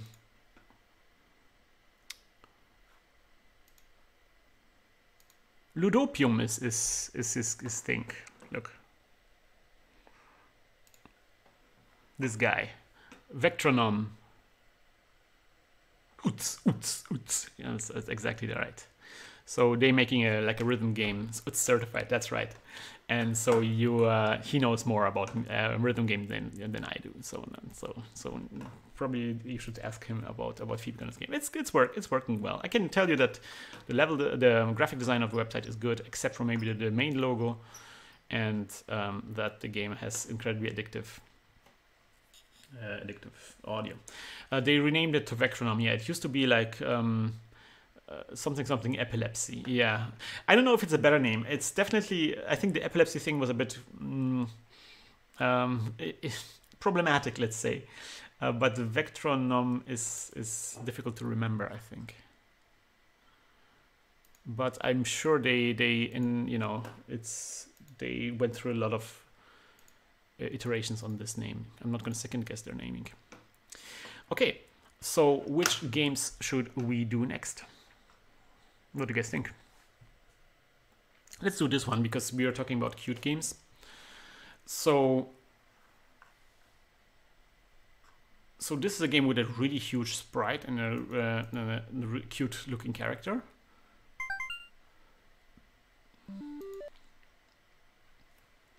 Off the bat, there is an issue though here, and I would I have like the similar concerns that I had like with a squirrel kind of game. Annabelle the Half Demon, I heard about this. Annabelle the Half Demon rings a bell. I have a bit of an issue with this game, and that's the website. There's some things that are good about it and some bad. Here is a very fundamental thing that this website is missing. What is the name of the game? We don't know. There is like a huge banner above here, like a huge illustration. There is no name of the game in this banner. The game itself also doesn't have a name in it. So if you want to like, that's bad. This game has no name. The only way for us to find out the name is to look at the URL. And that's obviously an issue. That's obviously, if you want to like do advertisements, if you want to do marketing for a game, you want to have like a name, and then if people type in the name, they find your game, and or if people will remember the name of your game, and that's missing here. So that's a huge downer here, right there. Yeah, so let's play this. What's the name of the game? Sweet Fruits from a Magical Tree.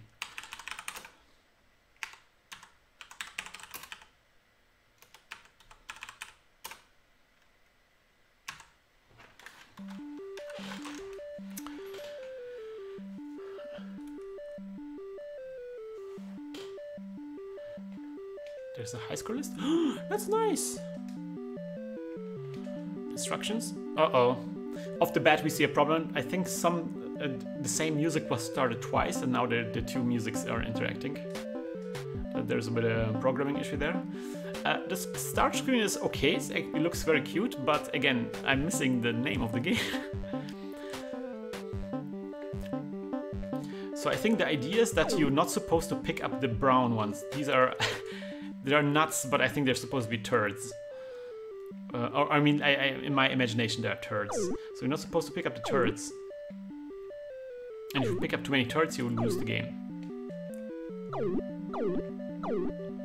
And again, it sounds like there's two musics playing at the same time. Maybe that's intentional, I'm not sure. So this was a nice effect, the butterflies coming out. I'm not sure why I got this effect, but hey. Oh, switch the scene, I'm sorry. Oh gosh. Now the turds are flying in. Now there's like a turd alarm going out. I kind of like it that they put this effort into it. That they made the random number generator kind of like have different modes, so to speak. So you get like different phases throughout the game. That's good.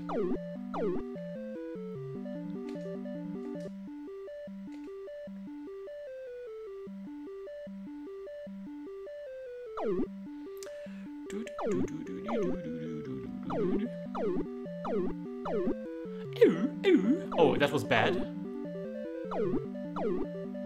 No, I did not launch the game twice. That's how the music sounds. I think there's either the music is weird, or they launching the music twice sometimes.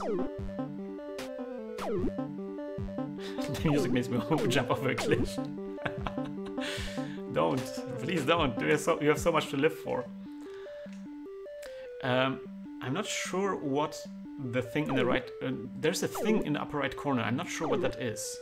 There is some kind of sprite there, and it looks like a basket.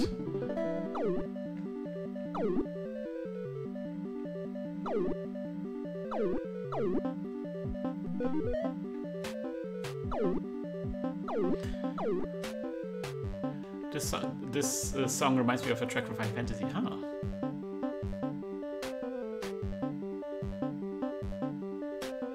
You think so, if you exit the high score? Maybe. My high score is 100 now. So there's a speed boost. Oh, there's an HP indicator. But why is it just 1 HP then? I only have 1 HP at the beginning. Or do I? How many HP do I have? Oh, you gradually lose fruits from that basket. Yeah, that's a bad HP indicator. Holy crap. Oh, yeah.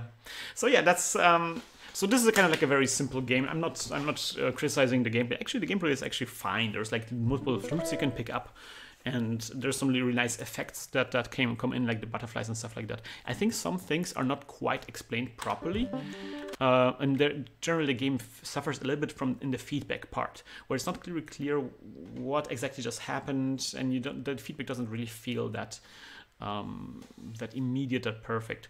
And let me show you what I mean. And there's another issue I also want to discuss. Found this song. It reminded me of this. Which one is it? Holy crap! It's the same. Oh my gosh! Queen's theme. Of course, I played this game. That's amazing. Okay, let's not get any copyright strikes. that's literally the same game music. So okay, this character is huge. I love, she's looking really nice and she's looking super cute, but this huge sprite causes a lot of issues down the line that the team never addressed. I know that this sprite existed from the very first day of the 8 days, so this is something that was there from the very first first day. And I told them, you know, what they have to change, and they never addressed it. And we really tried hard to make them work, but you know, they resisted our good advice. So the one problem with this character is it's not exactly clear where the hitbox is, because you have to collect the fruit, but you also have this head, right? And you're not collecting the fruit with your head, but with the basket. And it's not clear where the basket is. It's because it's not using like any different special color or outlines or anything. It's not clear exactly where the basket is. And generally, the design of the character doesn't lend itself well to make that clear, because you have like the entire body of the character behind the basket. The basket is the gameplay part, the important part of the gameplay. But the rest of the character is just decoration, and it kind of like detracts from the gameplay part. It would make more sense in this case if the character was holding a basket like this. Then it would be really clear, like from the silhouette of the entire thing, where the important gameplay part is. But because the character is holding the basket like this, it makes it very obscure and unclear. What's the requirements for your students to build a game, a specific language to use? So this specific game jam was in this specific language. So this is Pico 8 and the programming language Lua. So yeah, I would, especially since I know this is a very talented artist, I would expect them to do more iterations on the design, on the layout of the character, on making sure, like trying out different ideas on how to make it more clear where the basket is. Another issue with a character that is so big, again, I already talked about this, Pico 8 doesn't have too much sprite space. This is all you get from the sprite space. And you can see half of the sprite space is just this tree. And this tree is like, it's not a very complicated tree. It's not like a lot of intricate details in this tree, which is fine. I think this tree could have been painted with code. You didn't need to use this much sprite space for the tree. But again, but also, you have this super detailed character, but she only has like, I mean, it's 4 animation frames, but I would have never guessed that there are 4 animation frames. It looks like just 2 animation frames. Does Pico 8 have an overall sprite map? Yes. So this is the sprite sheet. You cannot have more than this size of a sprite sheet. So you have 128 times 128 sprite sheet. You could mirror a lot with these 3 sprites, yeah. So that's half of what you need. Plus you could interlace them. Yeah, there's lots of, you could also use like a vector tool for Pico 8. So if you don't know this, I mean, it's more advanced stuff, so I don't blame them for not using them, but it's like Pico 8 vector tool, something like this. You can like create like an online tool that you can create sprites like vectors. They're very simple vector graphics, and with some code they posted right here with this code, you just copy and paste it in your program. and then your entire huge vector thing is like converted into like a string of text. Like this is a string of text that draws a huge vector image. And I would do the tree using this kind of tool, probably. But you know, that's kind of advanced stuff. I don't blame them too much for getting into it, but I do blame them for not trying to like break this apart maybe into like smaller sprites and trying to make or drawing it with code. There's like lots of ways of doing this. But also I do blame them not only just like for blame sounds so hard. I would recommend next time thinking more about this, not making a smooth animation. So the problem is usually there's like artists, generally artists, new artists, want to convey a lot of information using still images. So they will make a big sprite and try to convey all the information using a still not moving sprite. But another way of conveying information in video games especially is through animation, by animating a sprite in a neat way. And that often clears up a lot of misunderstanding. But artists always tend to focus more on still images rather than on the animation. And so this is, I think, a good example where you have like a very detailed sprite that is not animated very well. There's just like 4 animation frames for the entire game. I think a character like this would deserve to have like 8 animation frames like this, or even more, especially since there's a lot of details on her that you expect. If you have like this kind of high fidelity on the sprite, you expect also high fidelity on in the animation. If you don't get high fidelity in an animation, you will get like this kind of animation where it's like this stiff cardboard cutout. It looks like a flat cardboard cutout, not like a living character. You want to go overboard on animation. You don't want to go overboard on the sprite quality, on the detail of the sprite. And so there's like good examples. I'm not sure if I have it here. 8-bit. No, wait. 2-bit care.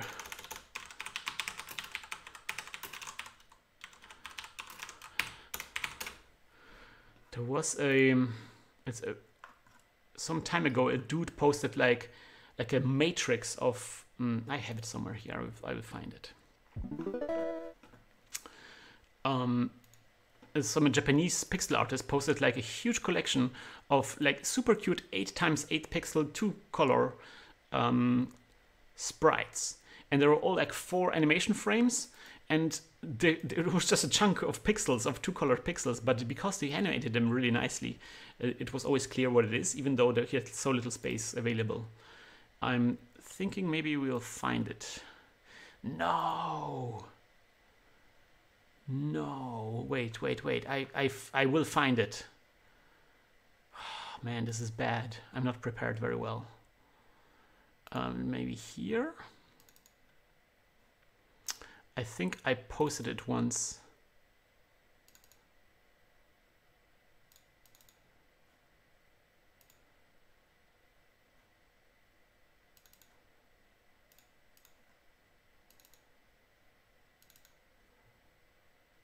Oh, there we go. Got it. This guy.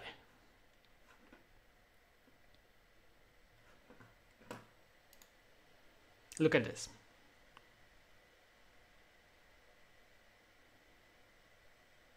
So each of these little sprites has only 4 animation frames. And it's just a chunk of pixels, but of course there's like a lot of character sprites at the same time. But if you look at them, if you pick one of the characters in detail, you will see that you always understand what is happening. So these kinds of slimes. There's multiple dogs in here, and all of the dogs are different breeds, and you can recognize the breed of the dogs just on this tiny little sprite, right?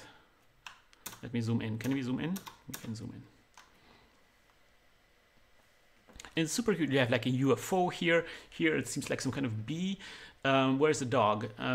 So this seems to be like some kind of like dog kind of creature, but this could be also a lizard, maybe kind of like How to Train Your Dragon kind of dog. There was a really cool... Here is a dog. This is absolutely a dog, right? You know exactly. You also probably even recognize the the breed, right? Like this some kind of terrier kind of dog, right? Can you post that song? The song from Final Fantasy? Oh yeah. Here's a tank. There's some fire happening here. Here's maybe some kind of fox kind of creature. This is a dolphin. It's kind of this is a whale. You know, this just like this is a seahorse. This is a crocodile. You know, you always recognize what kind of things these are, even though there's just a bunch of pixels together. So here's like 4 animation frames for an 8x8 kind of character, and that seems fitting. That seems like really nice, and a lot of information is conveyed. Oh yeah, by the way, if you pause this, can you pause this? If you pause this, things are less readable. Suddenly, like, what is this? It's just like a line, you know? And I don't know, what is this? You don't know what it is. But if you play it, then maybe you recognize, well, in this case, actually, I know what that is. It's maybe somebody behind a shield. But yeah, or something like this. But then you see that, like, the feet that you move. Oh, okay, or something like if you pause it, if you pause the slime in the wrong spot, you don't really see what the slime is. But if you play it, things become a lot more clear. So I think this is a good example of somebody focusing more on the animation and trying to convey information using animation, and less on the fidelity of the actual sprite.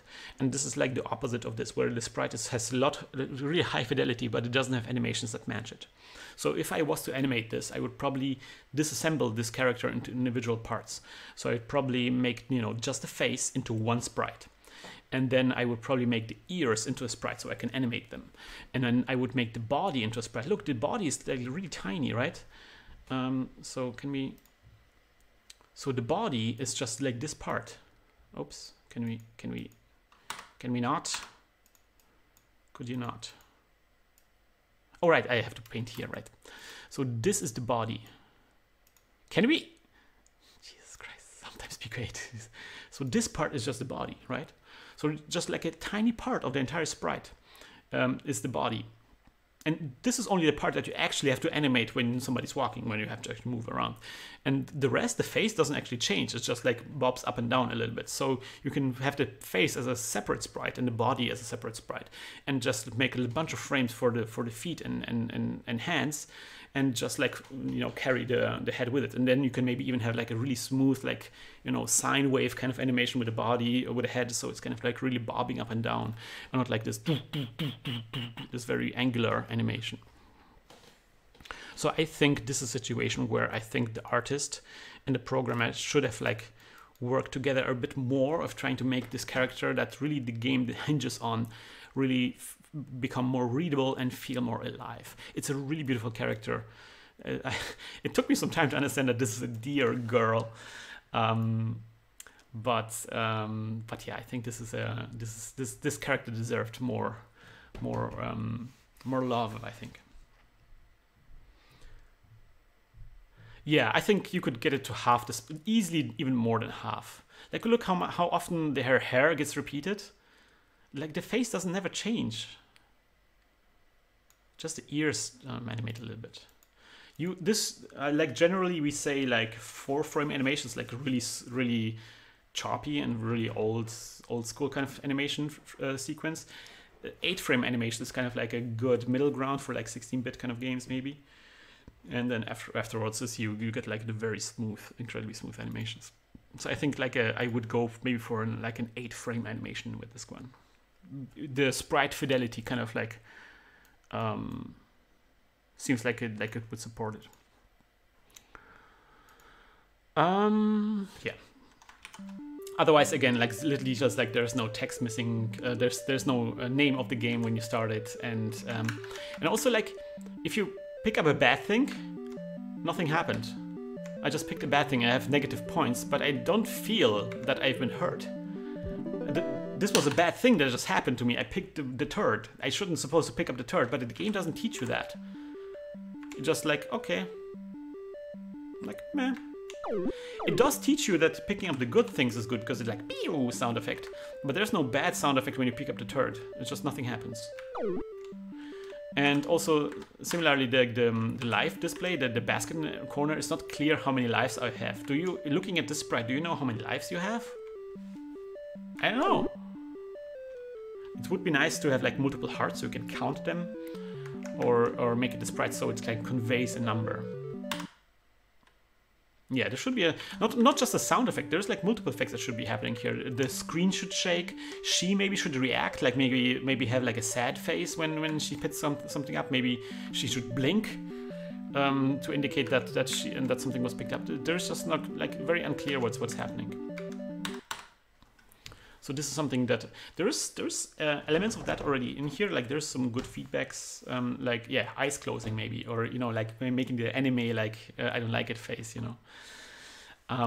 There is some feedback elements already in here. There's like butterflies flying away. That's really good feedback. But I think this feedback, this kind of juiciness feedback, should be harnessed into explaining how the game works, and that's just not there yet. And then you can see.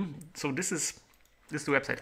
You can see that this is a very talented artist because this character looks amazing, and I really like the background. The Lee's background looks.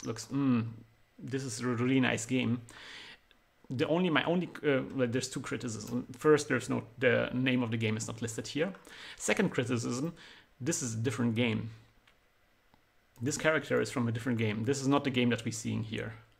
This is some, I don't know, Unity Construct 2 kind of game, and the game that we are actually playing is an old school pixel art game. So we're not using the same color palette. We're not using the same color palette that we're using in the Pico 8. It's a completely different color palette. And we're not using the restrictions. Not even the art style is even different. Like this is a, you know, this like this very chibi, you know, huge eyes and this square kind of face. But this is like a more adult kind of character, similar to the bubblegum game that we had at the beginning. This is like a very adult, proportions are very adult on this character. So it seems like a very different character. So generally, like this seems to me like this was a situation where the artist wasn't really comfortable with the restrictions of Pico 8, and she tried to escape those restrictions by, you know, doing beautiful art outside of the game, which is fine. No, actually, it's not fine. You shouldn't do that. I think a good artist should like, you know, find a comfortable space within the restrictions they're working with, because, you know, not every game that you will be working on will have like, you know, all the freedom in the world. So you should find the way how you can use the tools that are available to you, how you can use them to your advantage. There's something I really like, a quote by Goethe, I think, or maybe it was Schiller, where they were talking about, you know, what writing poems is like. How, you know, what the art of writing poems is like, and the term they use is dancing in chains, which seems like a contradiction, because it's like, you know, when you're dancing, it's like freedom, movement, but if you have chains on you, then you cannot dance.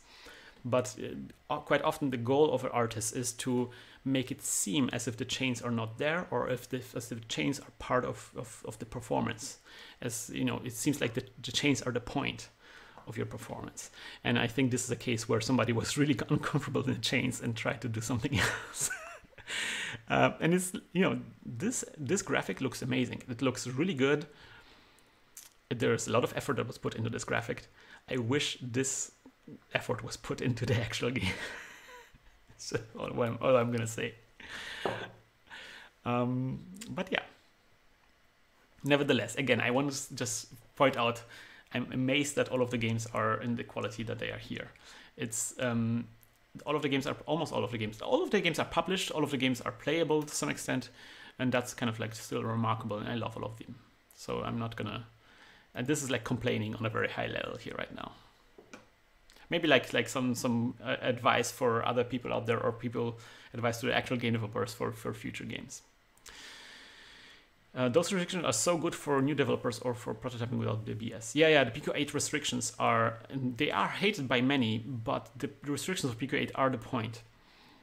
And quite often what we see is the reason why we chose Pico 8 is quite often when we give new game developers like something like Unity to start with, they will immediately gun for something that is completely unfeasible. That is completely outside of the scope of the time they have available.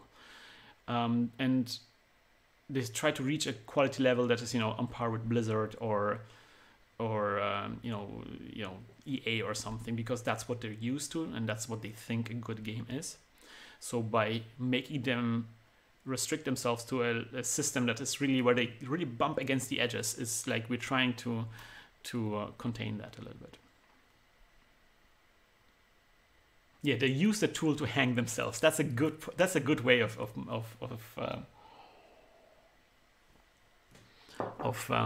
putting it to words. That still happened at the first Unity Jam. Yeah, no, it still happens. It's just good if it happens later. It's always bad if you go from Unity to Pico 8 and it's like, why are we wasting time? We want to learn Unity. You want to go first with Pico 8 and then later to Unity when you feel like you're comfortable doing something simple.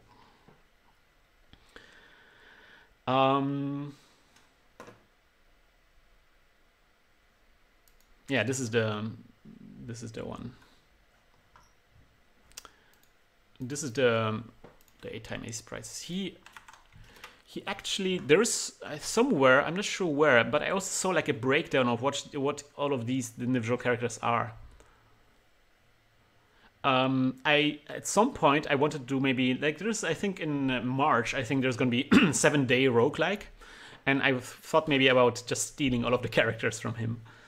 Don't tell him, and then making maybe a cute roguelike with them. Maybe I can like reach out to him. Do you think he speaks English? My Japanese is definitely not good enough. Oh, that's cute. Yeah, this guy knows his stuff. No, not checking my Twitter now. Okay, let us play another game. I wanted to finish this game. I never finished this one. Confusing Prison Mansion.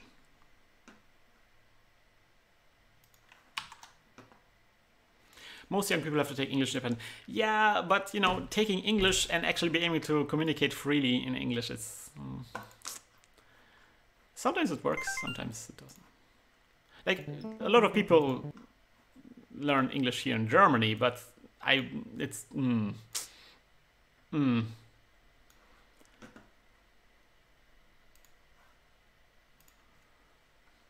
doesn't mean they can actually speak English.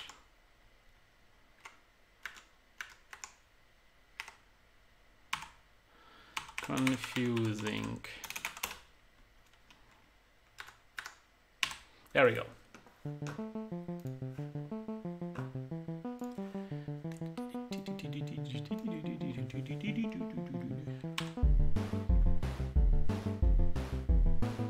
I like how that's good. So first of all, their starting screen is fine. It's a small logo and some simple instructions. Can you look at the instructions? They're fine. They're also fine. I like that there's like a simple version. Google Translate can translate the words, but not the grammar. But that's garbage, and there's always a few words that don't translate well. Yeah, I think Google Translate are good for, like, you know, if you're looking for directions on a street. But if you want to work with an artist, if you like want to negotiate with an artist, you actually need to have a bit of a better vocabulary than Google Translate. All right, so it's really great that there's like a simple version in a start screen, and then you get the big version in the game. That's with a baseline kicks in. That's just good stuff. That's also good. Like the sound effect, like you think like, oh no, like an alarm, but then it turns into a music. That's good. So you're supposed to get out with you always collect a key, and then you have to avoid the gaze of the oh, you have to that's something that a lot of the developers that were doing in this jam, that they have the situation where you have to press a button to pick something up. Jesus Christ! Come on, man. So this is okay, this is... Okay. So now the idea is that once you pick up an item that you have to collect, you then the level changes. Wait.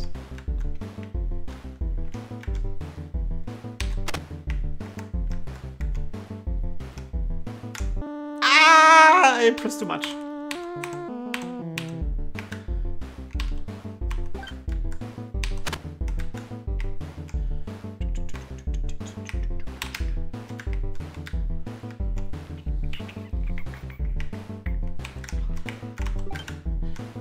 So you guys don't see it, but you press one button. Oh wait, I want to use the gamepad.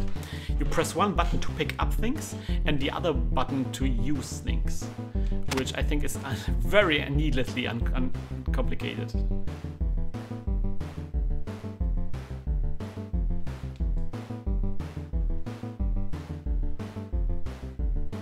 Oh yeah, that is.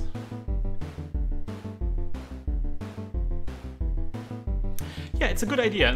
I think they did well of because generally there's a lot of a lot of the students were struggling with this, how to make a lot of interesting things happening on the same screen, or like how to make surprising things happening on the screen. Because if you start with all of the game can be on the start screen, then there is no element of surprise because you can see what will come, right? And so we had that in the Wyrmslayer game. We had like this situation where you can only see a part of the level, and there's like this this field of view kind of situation where, you know, some things are or like hidden information kind of thing, where some things are not visible to you and you find out as you go. And it's kind of like similar, but solved in a different way, where the level changes and you don't know how it will change. I think that's a really good idea, and it works very well. Ah, jeez, but it's so difficult. They have like this one difficulty spike. This one guy is really hard.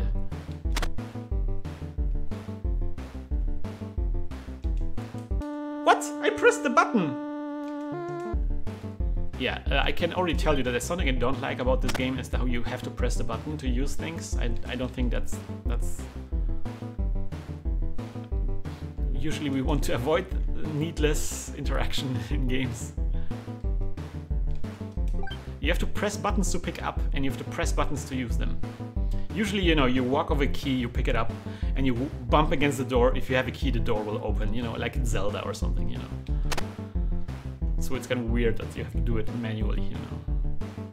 It would make sense if there are situations where you have objects that you don't want to pick up. Objects like multiple keys that you have to choose from, and you can drop keys. Or sometimes you have doors that you don't want to be opening. But I checked, you cannot open doors that you wouldn't be able to open, or you shouldn't be able to open. So for example here, so there's a key here right now, right? I'm gonna pick up this key. So let's see if I can open this door. I can't. It doesn't actually let me to open this door, because if I open this door, the game is over, because I don't have the key anymore. The key will be gone. So why do I have to press the button, right? There's maybe an argument to be made that, oh, this is a game feel kind of thing, you know, you want to feel like you're opening the door. But I don't think that's really, like, the pressing a button doesn't seem like such a great game feel kind of experience. What? Oh, right. So this is the red opponent has a better viewing radius.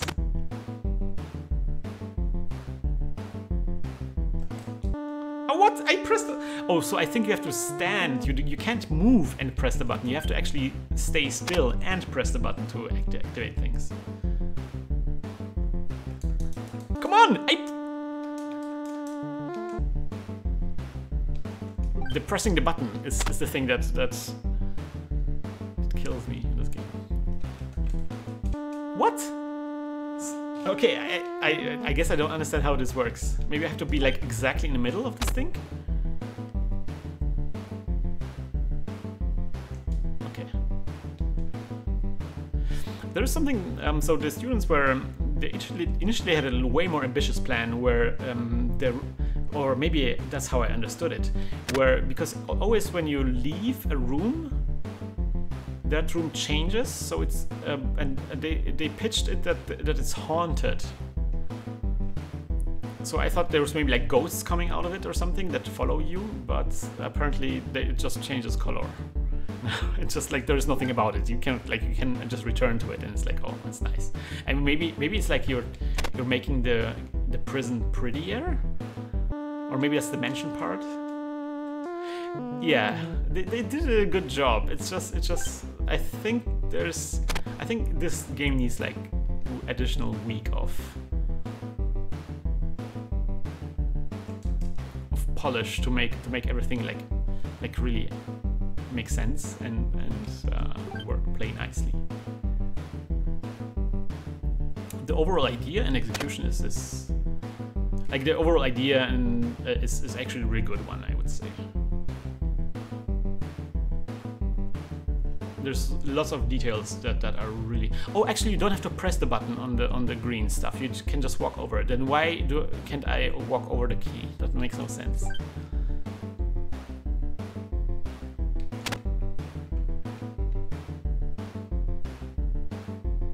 I have a feeling this is PC character's house or something. Quality of life improvements. Yeah, that's right. But then again, it's not like the AAA manages those well either in some cases. Well, AAA often does. AAA often does just because they rely very much on genres. And genres have like certain things that everybody is already familiar with. Oh wait. Oh, that's interesting. So wait. I have to follow him now. Ah, how do I do this?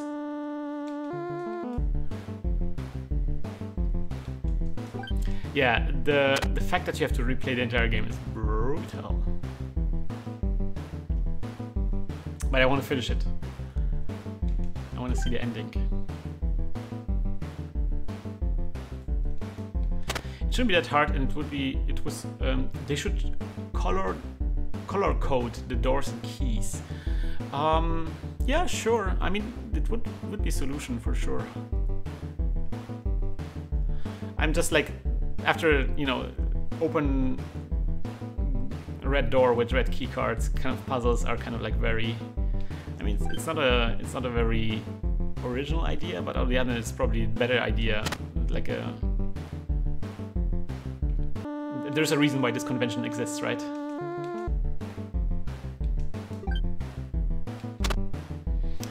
But it's kind of weird that, like, so what are we doing here? We are in a prison, right? And we're breaking out of the prison using the keys. But we always also break into a cell, get a key there to break into another cell, and then the police guy is in that cell. I'm questioning the setting here. And then, of course, the cells that we're leaving are turned into like these Victorian rooms. there's a bit of a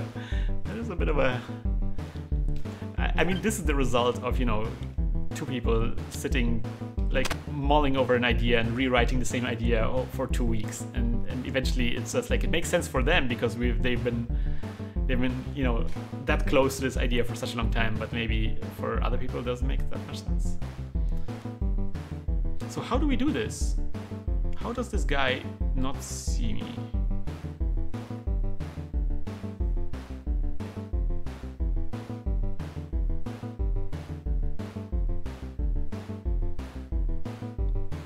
I'm not sure.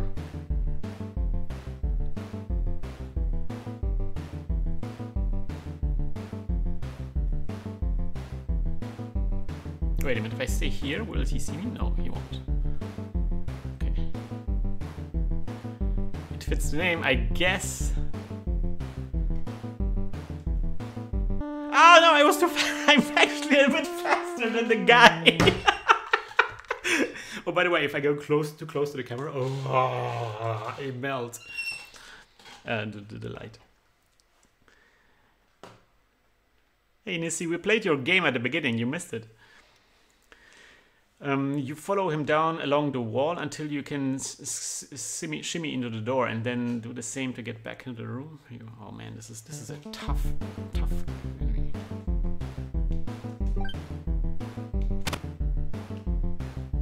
Yeah, and then these checkpoints maybe. Oh, come on! I really like the character design. I really like that you can see the handlebar mustache in this guy. It's good.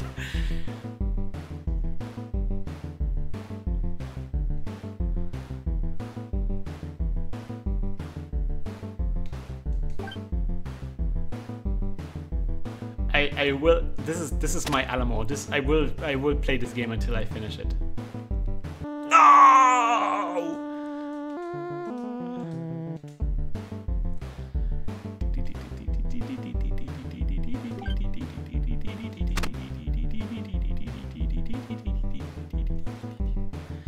I mean, let's be honest. There could be worse music playing, and this game could be also more annoying. It's fine. It's fine. It's a fine game.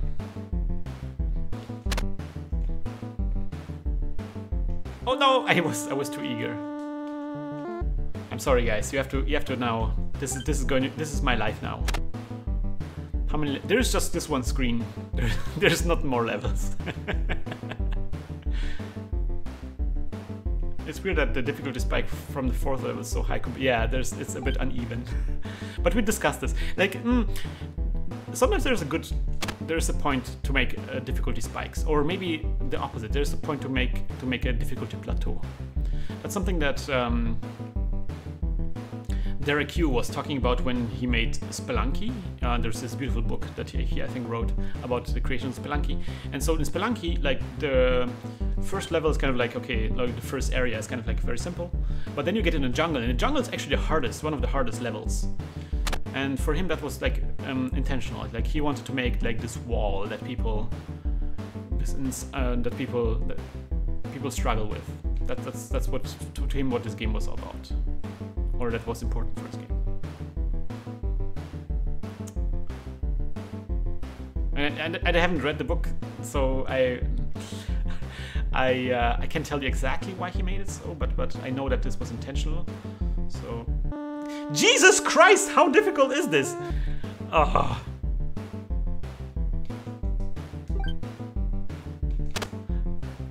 Maybe I can't make it after all. Maybe I have to actually move on to a different game.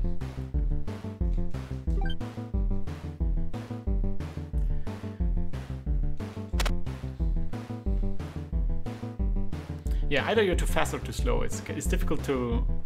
Oh, come on! Come on!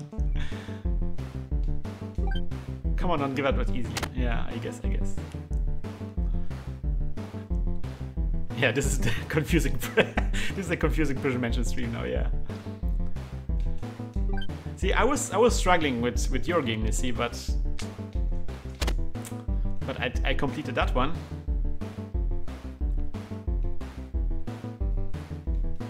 So, by the way, this is going to be my Awesome Games Done Quick playthrough. It's going to be great. Like, if you can speedrun it, if you can do it on your first try, it's going to be a very short game. They just don't know how difficult. The audience will never know how difficult this game is.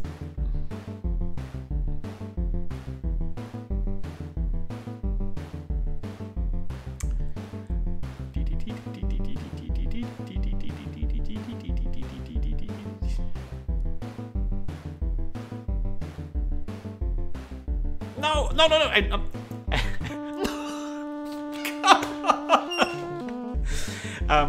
By the way, something that I think is important when you make like games like this, where it's like the direction of like the field of view of the. Oh, come on!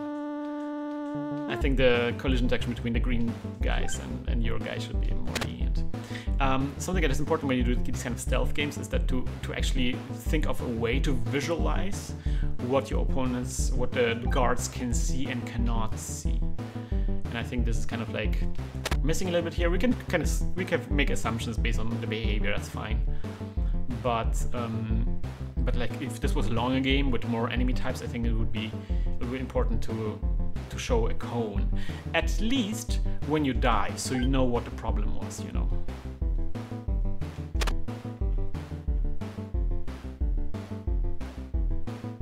Believe it or not, this is the type of game that a lot of my students are making. where it's like a stealth kind of game.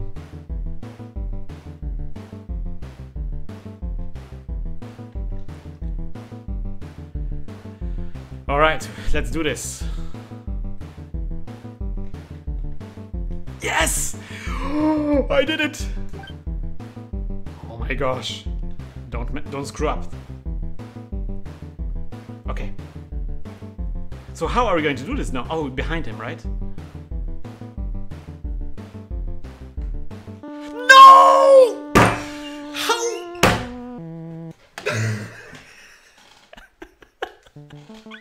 I'm getting better though. I'm getting better.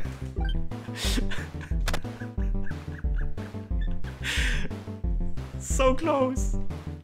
So close.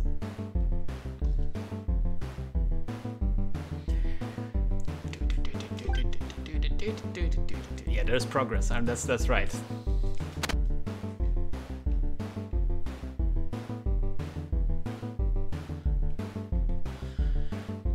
It's also weird that if you pick up the green thing, there is no sound effect. I think there should be like something like, you know, because it's a big deal. Something happens, you know.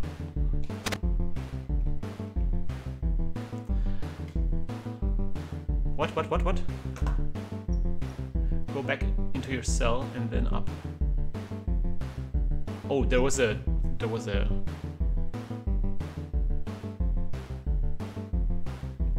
back to my cell and then up. There's nothing there. The green stuff is magic. I don't know. It's not that necessary to know that. It's kind of, although I have to say, like, it's kind of weird that, you know, the keys are you know, it makes sense you're reopening the cell doors, but now, but then the green stuff, like, it's just magic. Why are we just collecting magic in the first place? The cell you spawn from, you mean, when the red guy appears. Go up? Oh, okay, I see. Go up here? Why?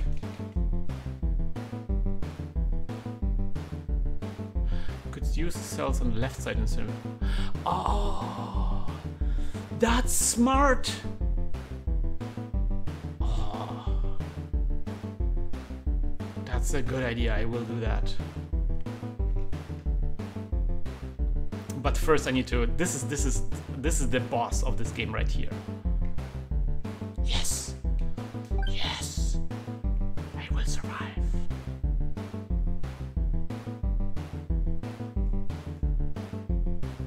Yes! Strategy! Oh my gosh!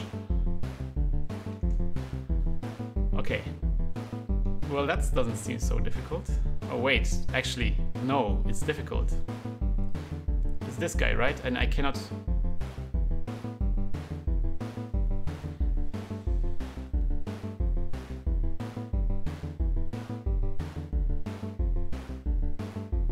How do I do this now?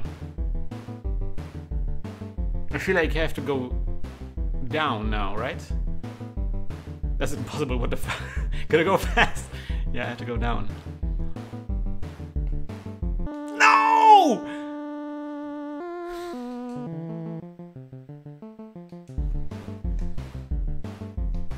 Well, this would be a good opportunity to just test it out, right? This is... Can I go like here? No, I can't, right? Okay, wait. How do we do this?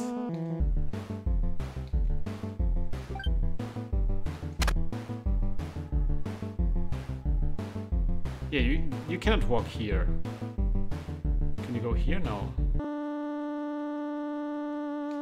Oh, that's really tough.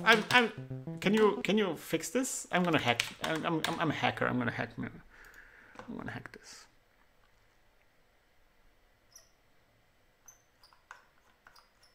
Let's see, how do they do things?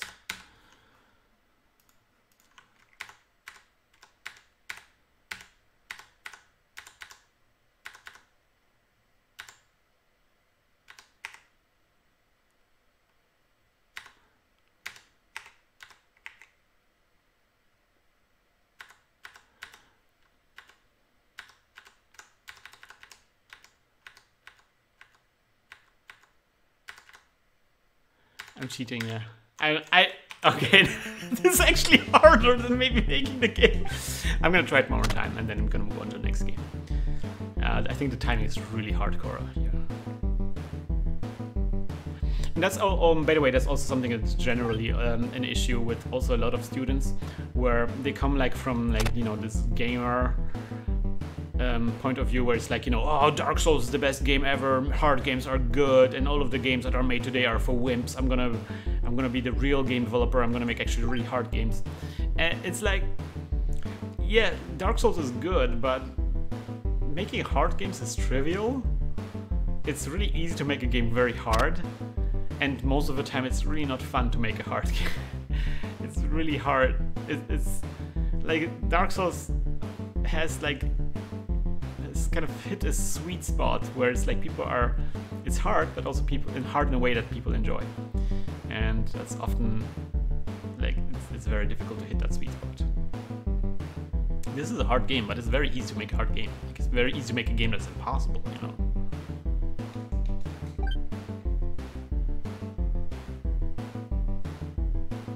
Yeah. You want to make a game where it's hard, but also the skills that are required from you are fun to acquire. The process of struggling with it is fun to go through, you know. And yeah, sometimes it's just difficult to do that.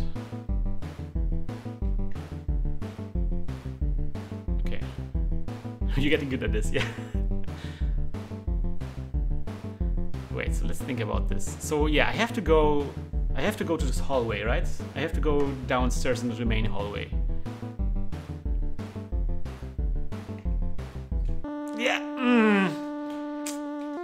Okay, one more time.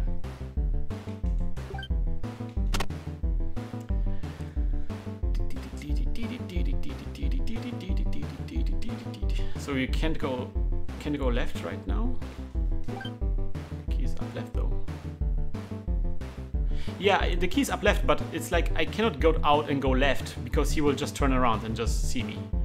So what I have to do is I have to go down here, but it's actually difficult to pull this off because of the way the controls work. Yeah, like I'm pressing up and left now, but I get stuck at the corner. It's weird. So what we want to do is something like this.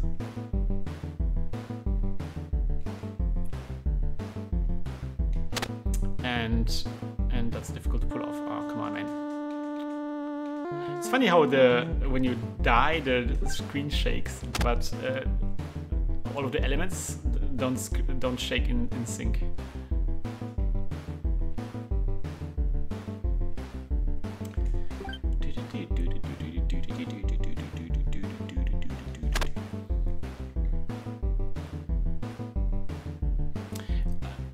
I mean, God bless this music. This is if this music was annoying, this game would be so much harder.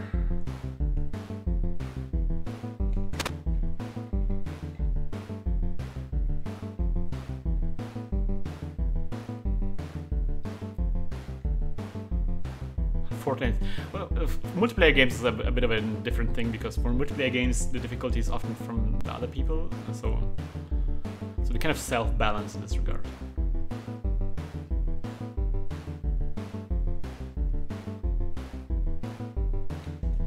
Yeah, I got this part figured out.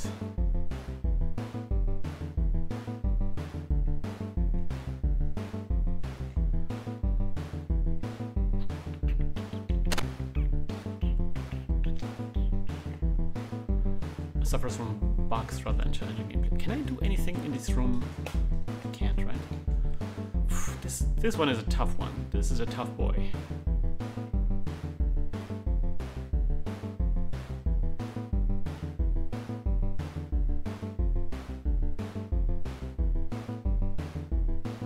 Yes!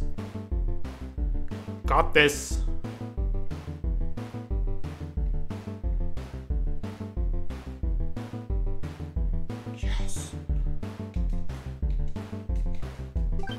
Okay, we have to go one more time through this? No! Hey, Bickoff! Peter, how are you doing?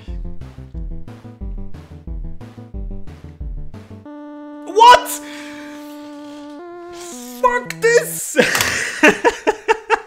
No, nope, I'm out of here. It was so close. Well, you guys have to figure out how this game works. I'm out. I think we played this enough. I'm out. Yeah, talking about the website, it's good. I like the font that they chose, like this kind of courier, kind of like type machine kind of font. It looks a little bit like something that has to do with police. It looks like police work. There is like this interesting. I know how they do it. Oh, that's smart. The background is actually really smart because they have like this illustration here, maybe a bit too big. The logo could be a bit more compact. But you have this background, and it's like transitions into a uniform gray background, and I think this is a really good choice.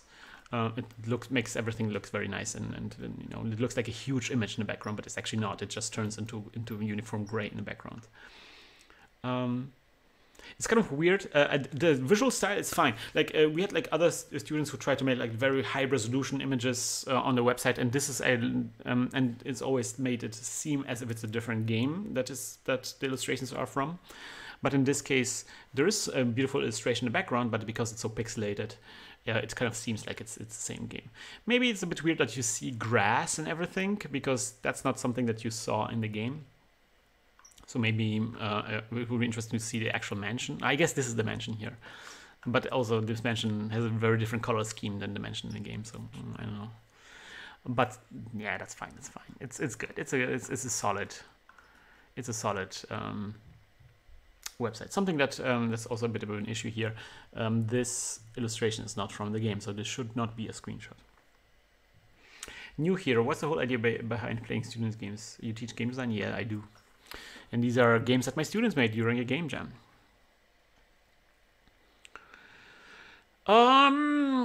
Okay, what time is it? I think I have like 1 or 2 games left.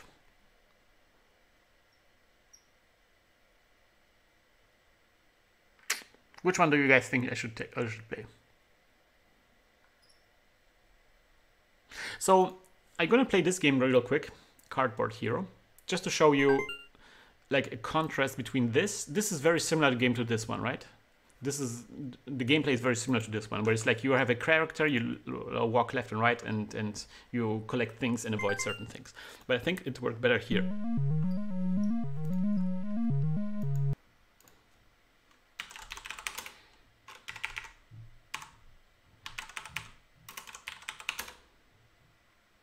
Can I sign up for something like this? Yeah, you gotta learn game design. This was from an institute. But yeah, you can always do like game jams and stuff like that. Okay. So again, this is one of the games that was made by an artist. So this is the person who was studying art, like game art, and we didn't have enough programmers, so I picked him. He actually volunteered, I think, for programming this. And look at this. Okay, you're picking up stuff. It's kind of the same gameplay that we had in the fruit kind of game, but also now you can shoot. And sometimes there's like Grinches coming from the side, and you shoot the Grinches. And it's very clear what you're supposed to pick up and not supposed to pick up. Like, it's clear that the bombs are bad. And I especially like that there's... And it's clear when you hit a bad thing that, you know, that it explodes and the screen shakes, so it's, you know... Oh, right. I have to change the scene, I'm sorry. Right, now it works better. Something that I really appreciate here is that the presents are not just falling from the sky, it's actually Santa that throws the presents down. He's like going back and forth and like having a ball and throwing the presents. That's so good.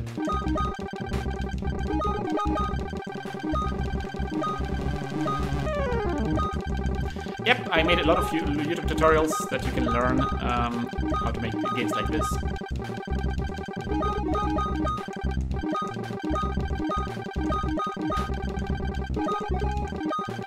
Look, if you get a high score, you get like people cheering down. Oh, it's also so good. The Grinch that comes in, you can hear him getting louder, so you can hear him before he actually appears. and the game becomes faster.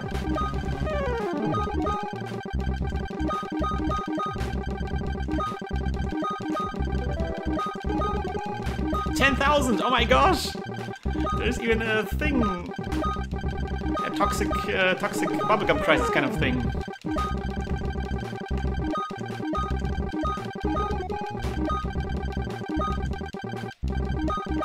Oh my gosh, this game is getting impossible now. I'm glad that there's not too many bombs falling down.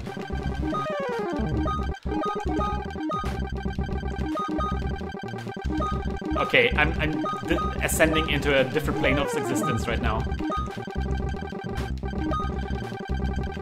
I don't see the Matrix code anymore, I just see blondes and brunettes. Oh no, I think the game crashed. Does the game also finish when you reach? No, it's a very solid game. There's nothing. I don't think there's anything I would even say about this. The control feels a bit stiff. Like there's no acceleration, but you know, I'm at this point. I'm just like nitpicking. Maybe something that would be nice if there was some maybe additional gameplay stuff where it's like you have to pick the presents in the right order. That would be maybe nice. Also, like once you get the magical wand, like, I don't think the Grinches appear without you having the magical wand, and it's like. And before you have the magical wand, the Grinches don't appear, so it doesn't actually solve a problem that you have, and there's no way of losing the magical wand. So I would maybe clean up this part a little bit, but it's fine. The button to shoot is the same as when you exit. Yeah. That's the problem. Yeah, so that's maybe something that I would be working on. Usually, it's always a good idea to either make a different button to skip the game over screen, or to add a delay. So you know, the game over screen stays there for a second, so you have an opportunity to stop pressing the buttons. Or maybe like the death animation should take a while, and so you see you're dying and you stop pressing the button or something. As for the website, it's fine. It's a fine website. A really nice solution that, you know, you have like this background, this really rich-looking background, and then it turns into a monochrome color. So it seems like, you know, the entire website is a huge. Oh wait a minute, I have to maybe show this. That you have like this this image at the top, and it turns into monochrome color. And so as you scroll down, it seems like the image continues forever, but actually it's just like the image that's just the top part here. The logo is very nice, and it's consistent with the logo in the game. It's just all of the things that we were talking about. It's very simple, I maybe say bland. There's no screenshots here, maybe add screenshots, but otherwise it's just great. And somebody made a let's play of this. Oh, that's so cool.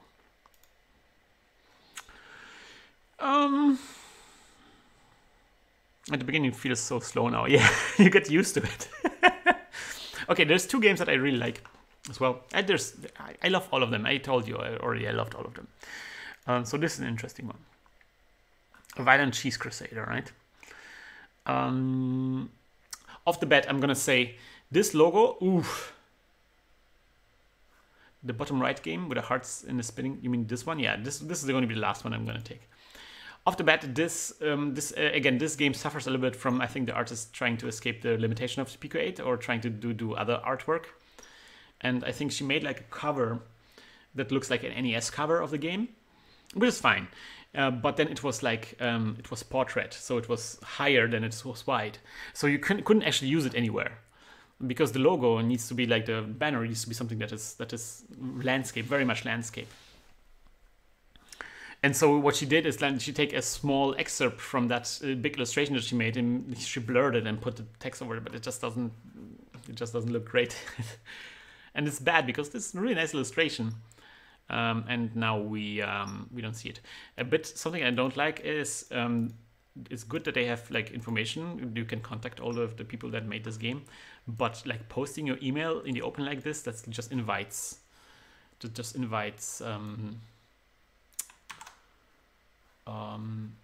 like spam. And also you cannot click on any of those things. It would be nice if there were like links. And I actually, this is really bad because I contacted the business person, the person who was responsible for this website. I contacted them and let them know that this is not good. But they actually didn't change it. So this is the artist of this game. And I think she might... Does she have... Oh, she didn't post it. I guess that's all of her art. She didn't post the art from that game. Huh. So yeah, this was another game that was made by an artist.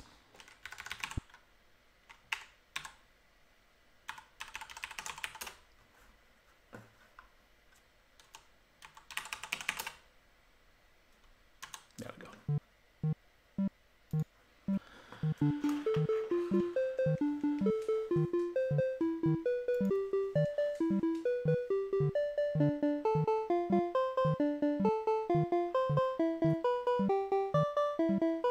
A lot of text. Off the bat, this is my first impressions. I can see a lot of text. I get very nervous because, oh my gosh, I have to understand all of those things, but actually don't have to. See, there's like there's a grab and press X. Again, one of those games where I have to press a button to pick up things. So why are the students doing this? And I told them, the people working on this game, it's like, just make it auto pickup. But they were so insistent. They really wanted to.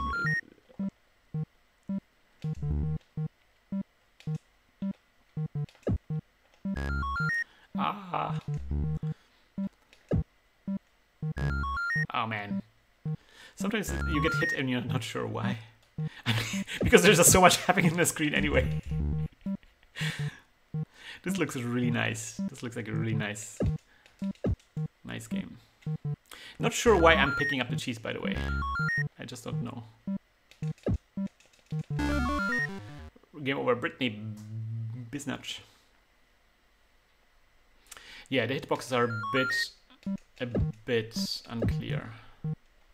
I think the game is fine when the speed is like this, but when the fireballs get very fast, it gets very difficult, because sometimes you are behind the fireball and you're not sure when you get hit. That's this whole problem of like this isometric kind of view. Is like it's difficult to judge depth. But also I'm really bad at this game, so you know there's also that. Alright, so when you want to get back health, you have to pick up your shield and armor, the shield and the sword, but you have to do it in the right order. And I really like Brittany down there, like giving you advice, you know, which one to pick up next. That's just a little attention detail.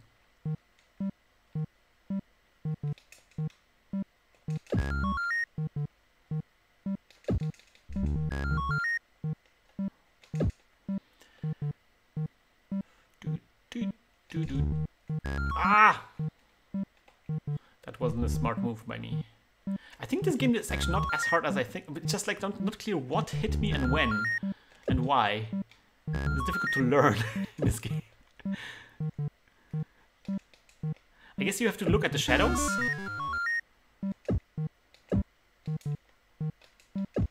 Yeah, if you look at the shadows, you see more clearly, maybe. Ah, but then actually no. Ah. This is a difficult game.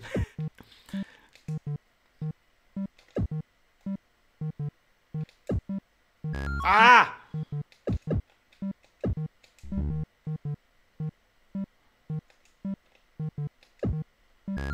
Why? What hit me? I'm not sure. We'll need to watch the replay of that. Okay, I need the sword first. Ah! Come on, give me the sword. Yes, yes, yes, yes, yes, come on. Get the sword. Get the cheese. Ah, fuck me. Get the sword. No. No. Alright. Yeah, it's fine. I think the gameplay is a bit confusing because of what we talked about, like the depth perception kind of thing. I'm not sure exactly how to solve this though. It doesn't seem to be like a kind of problem that we solve easily. The dragon in the background, the music is kind of weird because the rhythm and the melody doesn't seem to be in the same metric. The dragon background has the same problem that we talked about in the fruit game, the fruit in the forest kind of game, where it's like a huge sprite that is not doesn't have a lot of animation frames. But in this game, I think it's fine because the dragon is not the main protagonist; it's just background. So even though I would personally probably like do a lot of like tweaks and tricks to try to make him animate more fluently, I'm fine with him actually. And look, they actually invested some effort, so it's just half of the dragon and the other one is mirrored, so that's good. It's 2 animation frames, but I would probably separate the head from the claws on the sides and would make the heads like move with a sine wave, so it's kind of like moving more fluidly. Just little details like this, but I think it works fine. And like visually, the game looks stunning, I would say. It's just like the screenshot it's so beautiful. It's really clear who you are. It's you have like this manual showing you what to do. It's really great. It's also like we work on that because they were struggling with this at the beginning. At the beginning, when there was like the cheese and the fireballs were very close to each other, like visually, so it wasn't really clear what you pick up or not. So we added like this blinking outline to make it sure that you know that this is something that you have to pick up, and I think it works well. Do you also help your students if they are creating games at home sometimes, like a private project?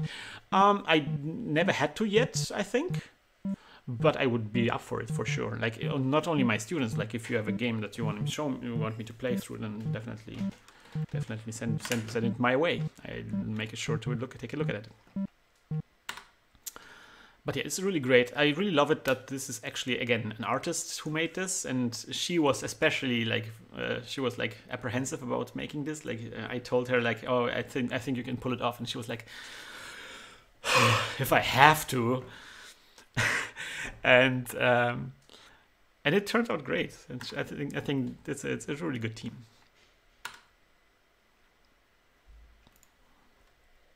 Yeah, I would work on the website though. I think I would. I think this game deserves a nicer looking website. Why is it just black? The game is so colorful. This should be like green or something. I'm not sure. Or maybe should be like explanation why Brittany needs all this cheese. It doesn't have to be today, but we'd love some feedback on some time. Oh, it's a new one that you made? Oh wait, I have to switch to the other one. Huh. Brew Breaker. Well, I will definitely drag it to my desktop. I will take a look at it later on. Cool. Did you make the artwork? That's a really cute witch.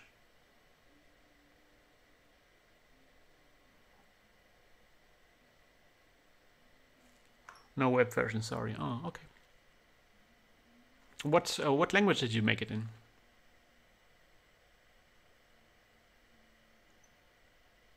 Art plus code. Really beautiful. I love the. You don't really. I'm covering her. Oh wait, I have to actually wait. Let me do it like this. I should have done it before. See, I really love the witch. She looks really cute. Also, I like something I noticed that she seems to have a tan in the game. Like she looks a lot paler outside of the game than in the game. I'm not sure if that's intentional. Yeah, but coming back to this game, I think this game could have had some better website. Game Maker Studio 2, okay. Right, and so to finish this up, because I'm getting a little bit tired. To finish this up, I wanted to show you this game.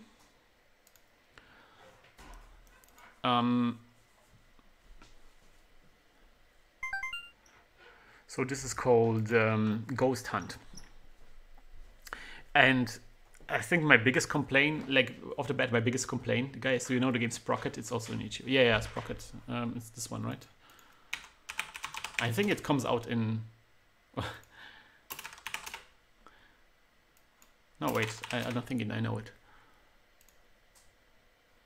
Nope, that's wrong.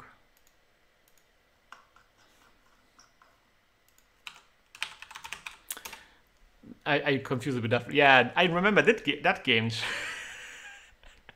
That's a game that exists as well. Should I play this one? Can I, by the way, can I use the... Oh, it has an intro now.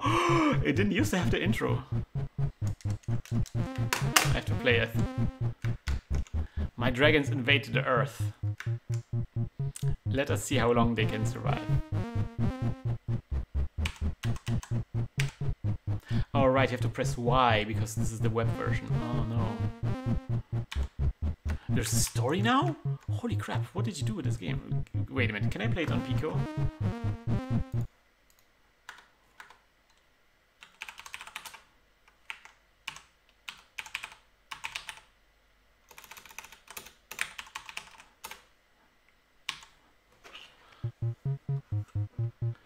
Oh, but no, it's this game. Good. It's this version. Let's take a look at this. That's what I've been waiting for. Oh, I'm sorry. I will go back to it in a second. My dragons invaded the earth. Let's see how long they can survive. Never. Who's wait? I thought I was talking. I'm not sure who is talking to whom here. Okay. Yes. Oh.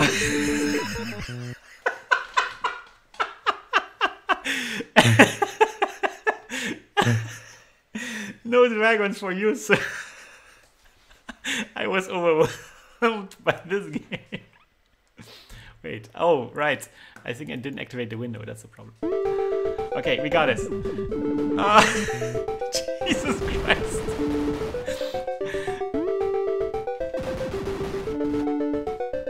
Wait, how do you jump? Oh, you jump up? Okay.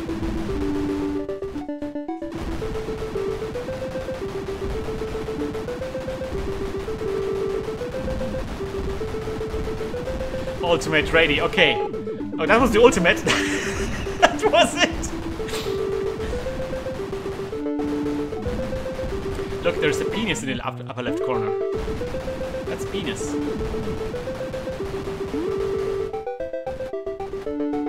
Can I jump up? Yeah, I can. Wait! There's no enemies coming anymore. Oh wait, now they are.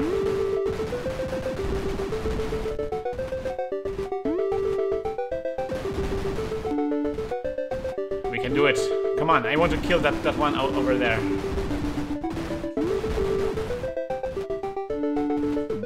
Oh no, he killed me. Oh no, I killed him now. Yes. Oh no, he's back again.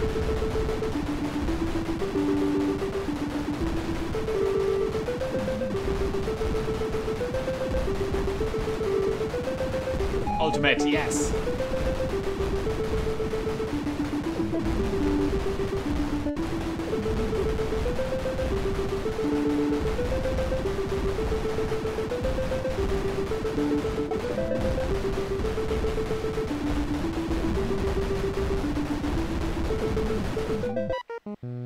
Okay. Yeah, that's a game from a previous game jam. That was a bit of a different game jam because we only have 4 days on that one. So that's kind of like already a tremendous achievement here.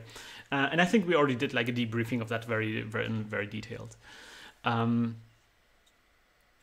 Generally, that's why I made this video about, you know, what genre you shouldn't pick as your first game. And, you know, games like this are kind of like something that inspired me to this because I saw the students struggling with this a lot. So when you have games where you punch people, that gets complicated very quickly, and you don't realize how complicated this gets. Because the problem is, like, when you have I already talked about in my other video, when you have a punch, when your character punches, just the fist should hit the enemies, and the rest of the character should not hit the enemies. Because otherwise, what you do when you press, your entire character turns into a bullet, so to speak. And then you turn off. You become invulnerable as well because you cannot get hit by the enemies anymore, right? And you don't want that. You want to have like a situation where, you know, you have to watch how you're attacking, and you also have to make like an animation that kind of feels good, and that, you know, you have to have enough sprite space for the animation. And these things are very difficult to pull off in Pico 8.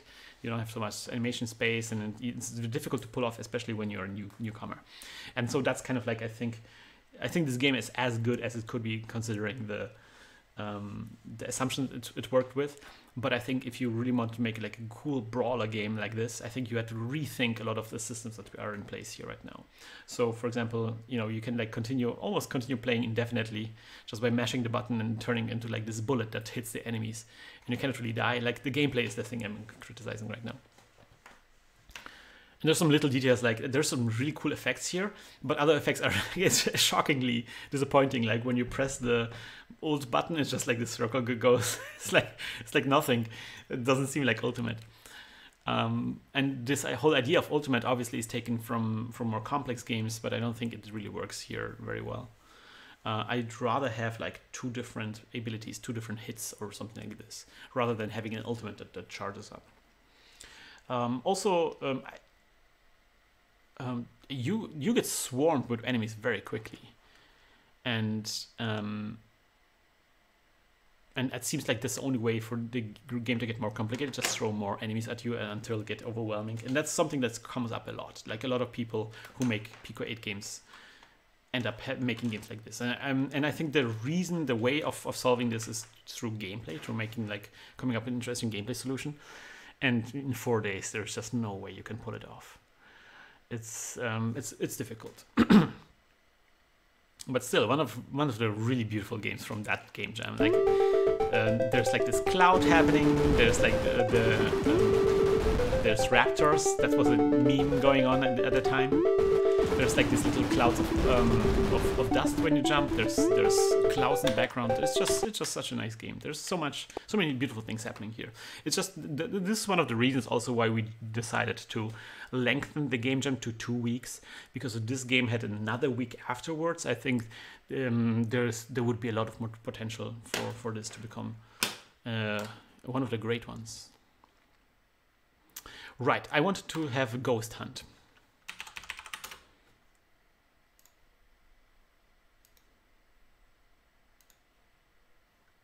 This one. So there's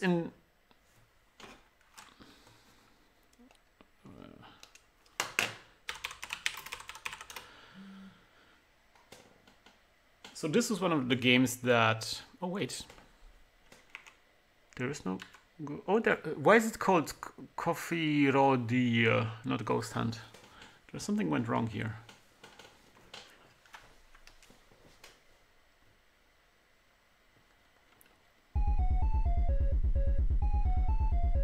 I'm gonna turn off the music because I know the music is very annoying.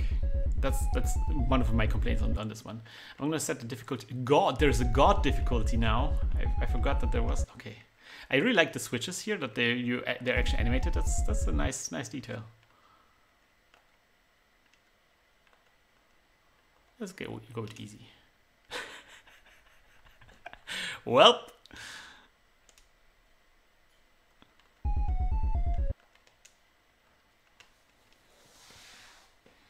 So this is interesting. So this year, Bridges, the game developer Bridges, made this game called Just One Boss. And it's interesting because she kind of created a new genre, so to speak. That's a genre that could be actually just, oh, I'm dead. A genre that would be only. That is like typical, something that was created in the Pico 8 community, or that was created as a response to the limitations of Pico 8. So this is kind of like a good example of like the Pico 8 community or the Pico 8 as a system breeding unique gameplay ideas.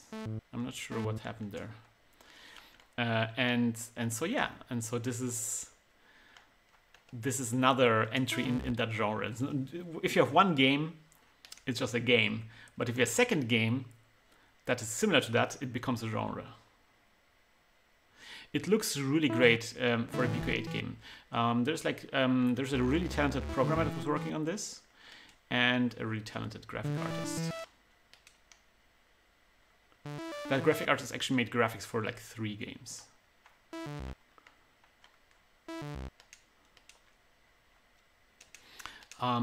But like there's some little details that I really love, like the drips from the ceiling are really nice. Toxic Flask, okay. Death Burst.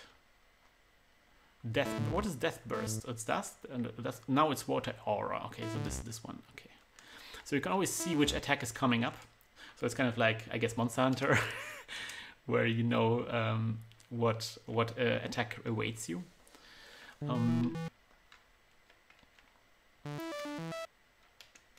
And you have to kind of like, you know, have strategies for the different attacks. But there's like some certain attacks are just like really weird.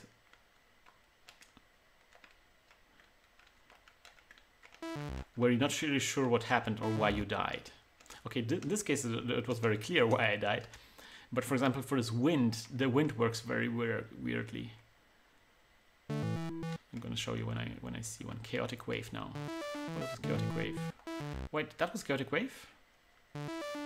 Death Flow. Okay, that's Death Flow. Okay, Death Burst. What? Water Aura. Okay, that's Water Aura. Ah. I'm always struggling with the Water Aura. Wait a minute, did I set it too hard? I don't want to make it easy, please.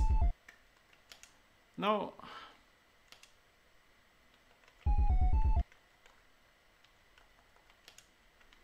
No hard games, please. Death Burst. Earthquake, okay. Chaotic Wave. So for example, I'm not sure why I got hit here, but I'm not sure why.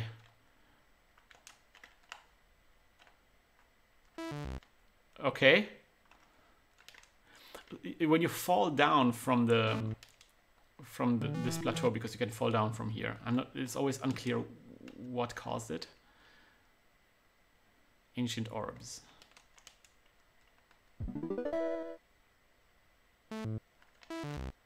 Okay, that was very clear why I died here.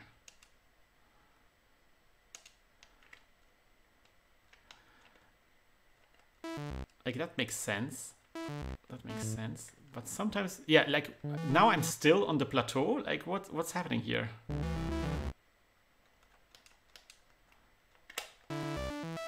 Also, when you hit the opponent, something I was talking about, so when you shoot an arrow, the arrow goes up and flies down on the boss, but the boss doesn't actually react. And it would be nice if it was just flash. So now I was hit, but I'm not sure why.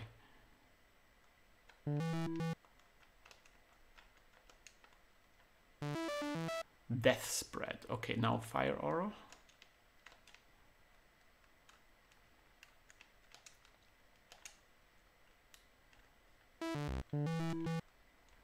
Now Chaotic Wave.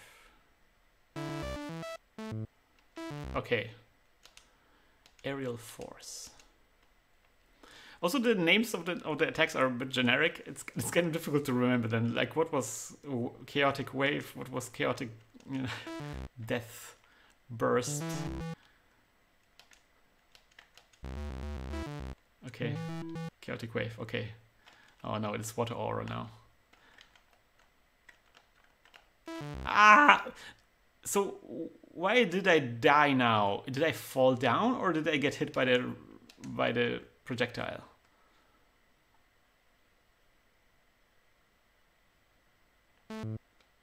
Okay, that's clear when I got. What is this? I'm never sure what that is. Is that something that I just not supposed to walk into? Oops.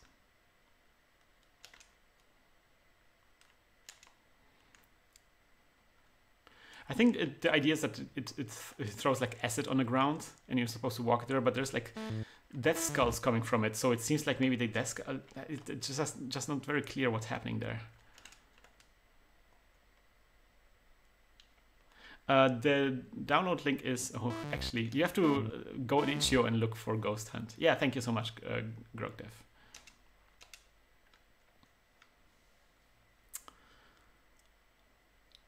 But I really like, for example, how the boss is animated here. I think that's done very well. That's something other teams were struggling with, where you see that it seems like he's made out of different parts. I'm not sure if that's the case, but it certainly seems like it.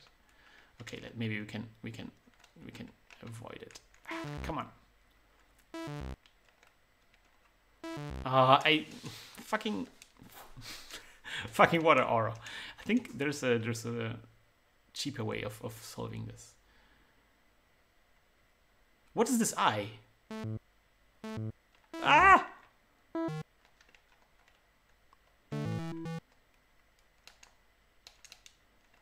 Okay, now chaotic wave. Okay, got it. What if I stand here?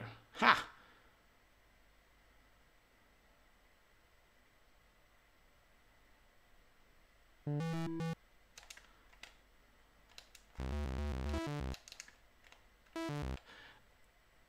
Right, I fell down. I guess that was the wind that I'm not sure why I fell down now. Must have been one of the attacks, but it's like never really clear.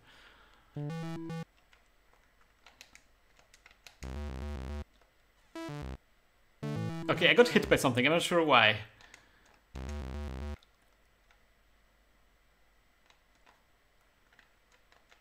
Also, I'm not sure why some arrows have fire on them and some don't. I don't know if that's a more valuable arrow than not. Right now, the game respawned me into a stream of bullets, so there's like just nothing I could do there.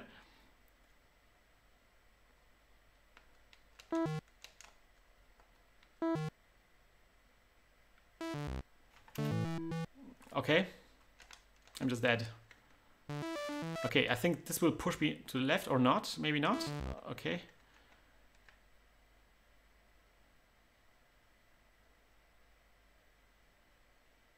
This is Death Burst now. Okay, that's Death Burst. Chaotic Wave now. What's Chaotic Wave? Okay, I'm not sure what Chaotic Wave was, but now it's Ancient Orbs. Okay. You have to pick one of them. They explained that one of them will then later protect you against some other. Death Burst, okay. Ancient Inferno, okay.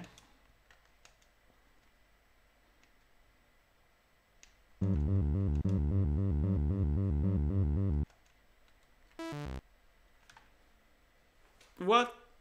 Why did I die?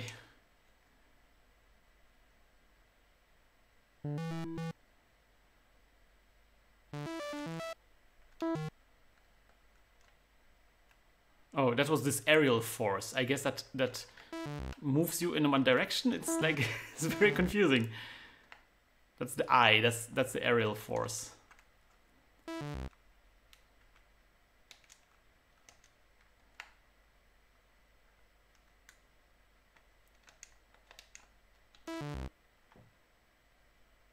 Why did I got pulled into Toxic Flask?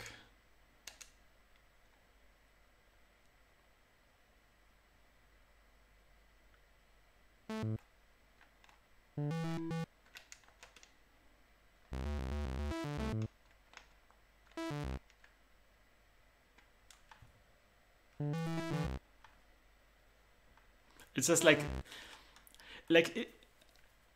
at its worst, this game is just random stuff happening on the screen, and you don't know what exactly why things are happening. Because there's so many things that pulls your attention. You have to watch what kind of text is shown on the screen. And sometimes the text is like just for a couple of seconds, so you don't really have the time to actually see it. But you also have to like avoid things, and you just constantly been bombarded with like feedback that you can't really judge very well.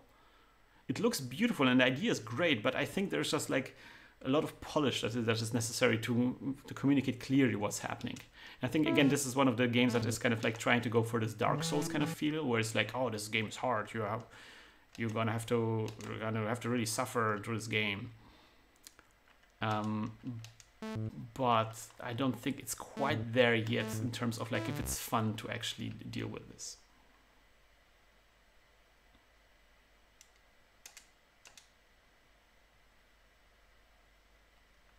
And I know they had like one test player who knew this. Well, okay, not sure why I died now. It's like I wasn't able to react quickly enough. Death Spread. Okay, we know Death Spread, but we got hit anyway. Horror Eye, Chaotic Wave. Like I think the attacks are coming so fast that you don't have really time to prepare for an attack when it's coming. I think it would be better if there was like you see it's coming and you have like a couple of seconds to prepare, and then the attack is coming, and maybe the avoiding of the attack is actually interesting, and not just like bombarding the player with more feedback until you're like completely overwhelmed.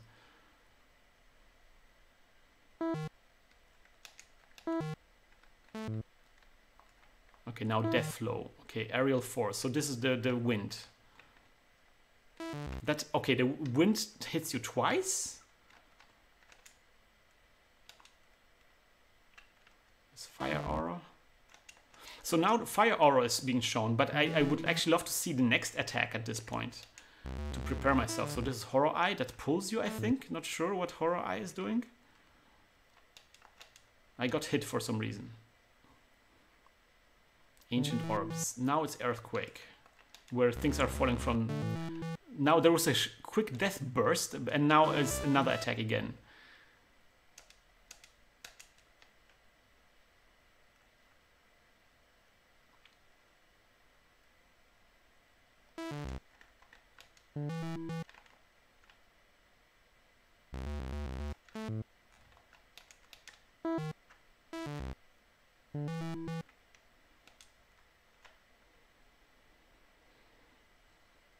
Okay, let's try this.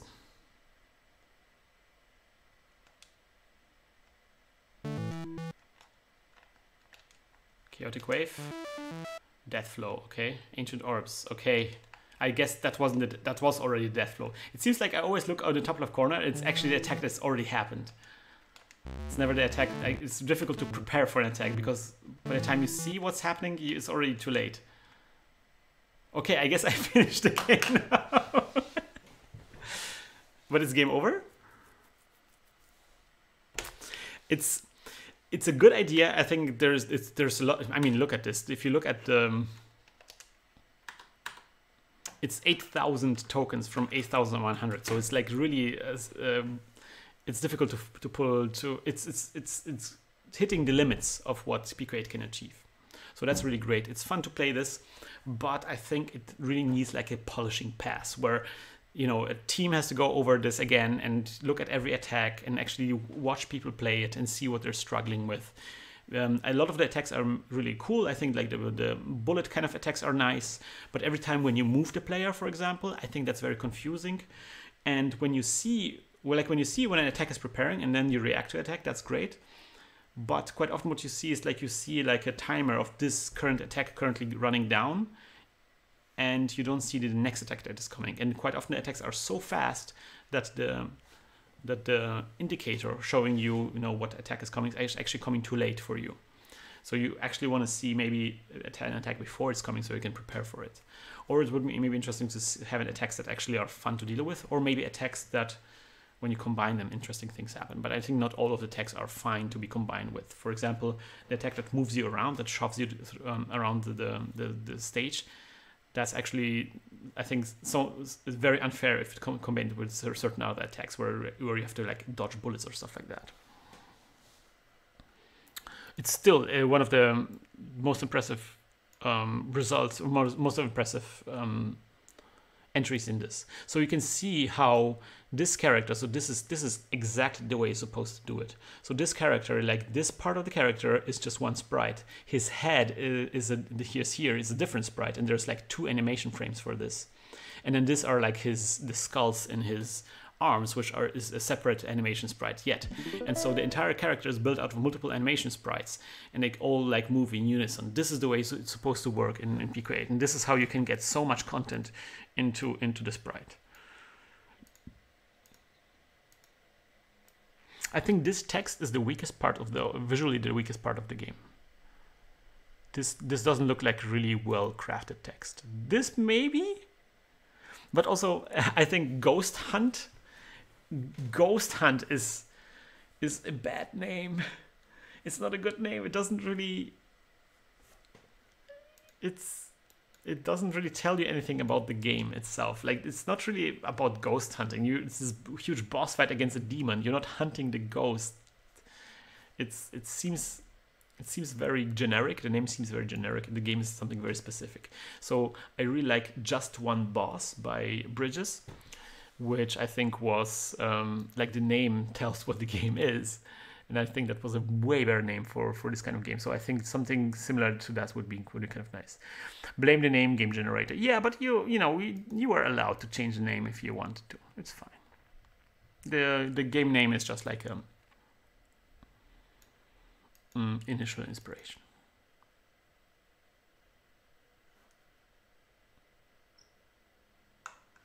Okay, I think I'm done for today. Maybe I should have been clear about this. I'm not going to play all of the games on the stream. I think we played most of the game. We didn't play this one. We didn't play this one. We didn't play this one. We didn't play this one.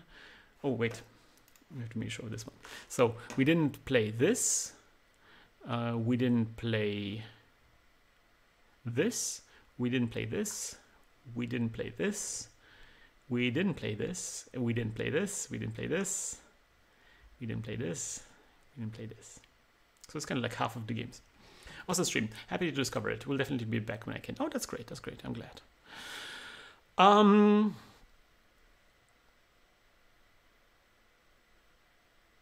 So one game I wanted to maybe talk about, because that was really cool.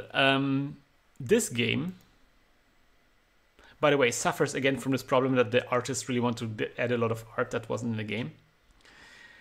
This game was interesting because this is the team that we had like this greenlight process where the team was supposed to let's mute this. When the team was supposed to each team was supposed to pitch their ideas before we greenlight them, and then they would work on their ideas. So this is something that we kind of like added to the game jam because we want to make sure that people don't start projects that they cannot actually finish. So the project actually makes sense on paper before they start working on them. And so this team had like this idea of like you pick up fire and water and you have to balance fire and water.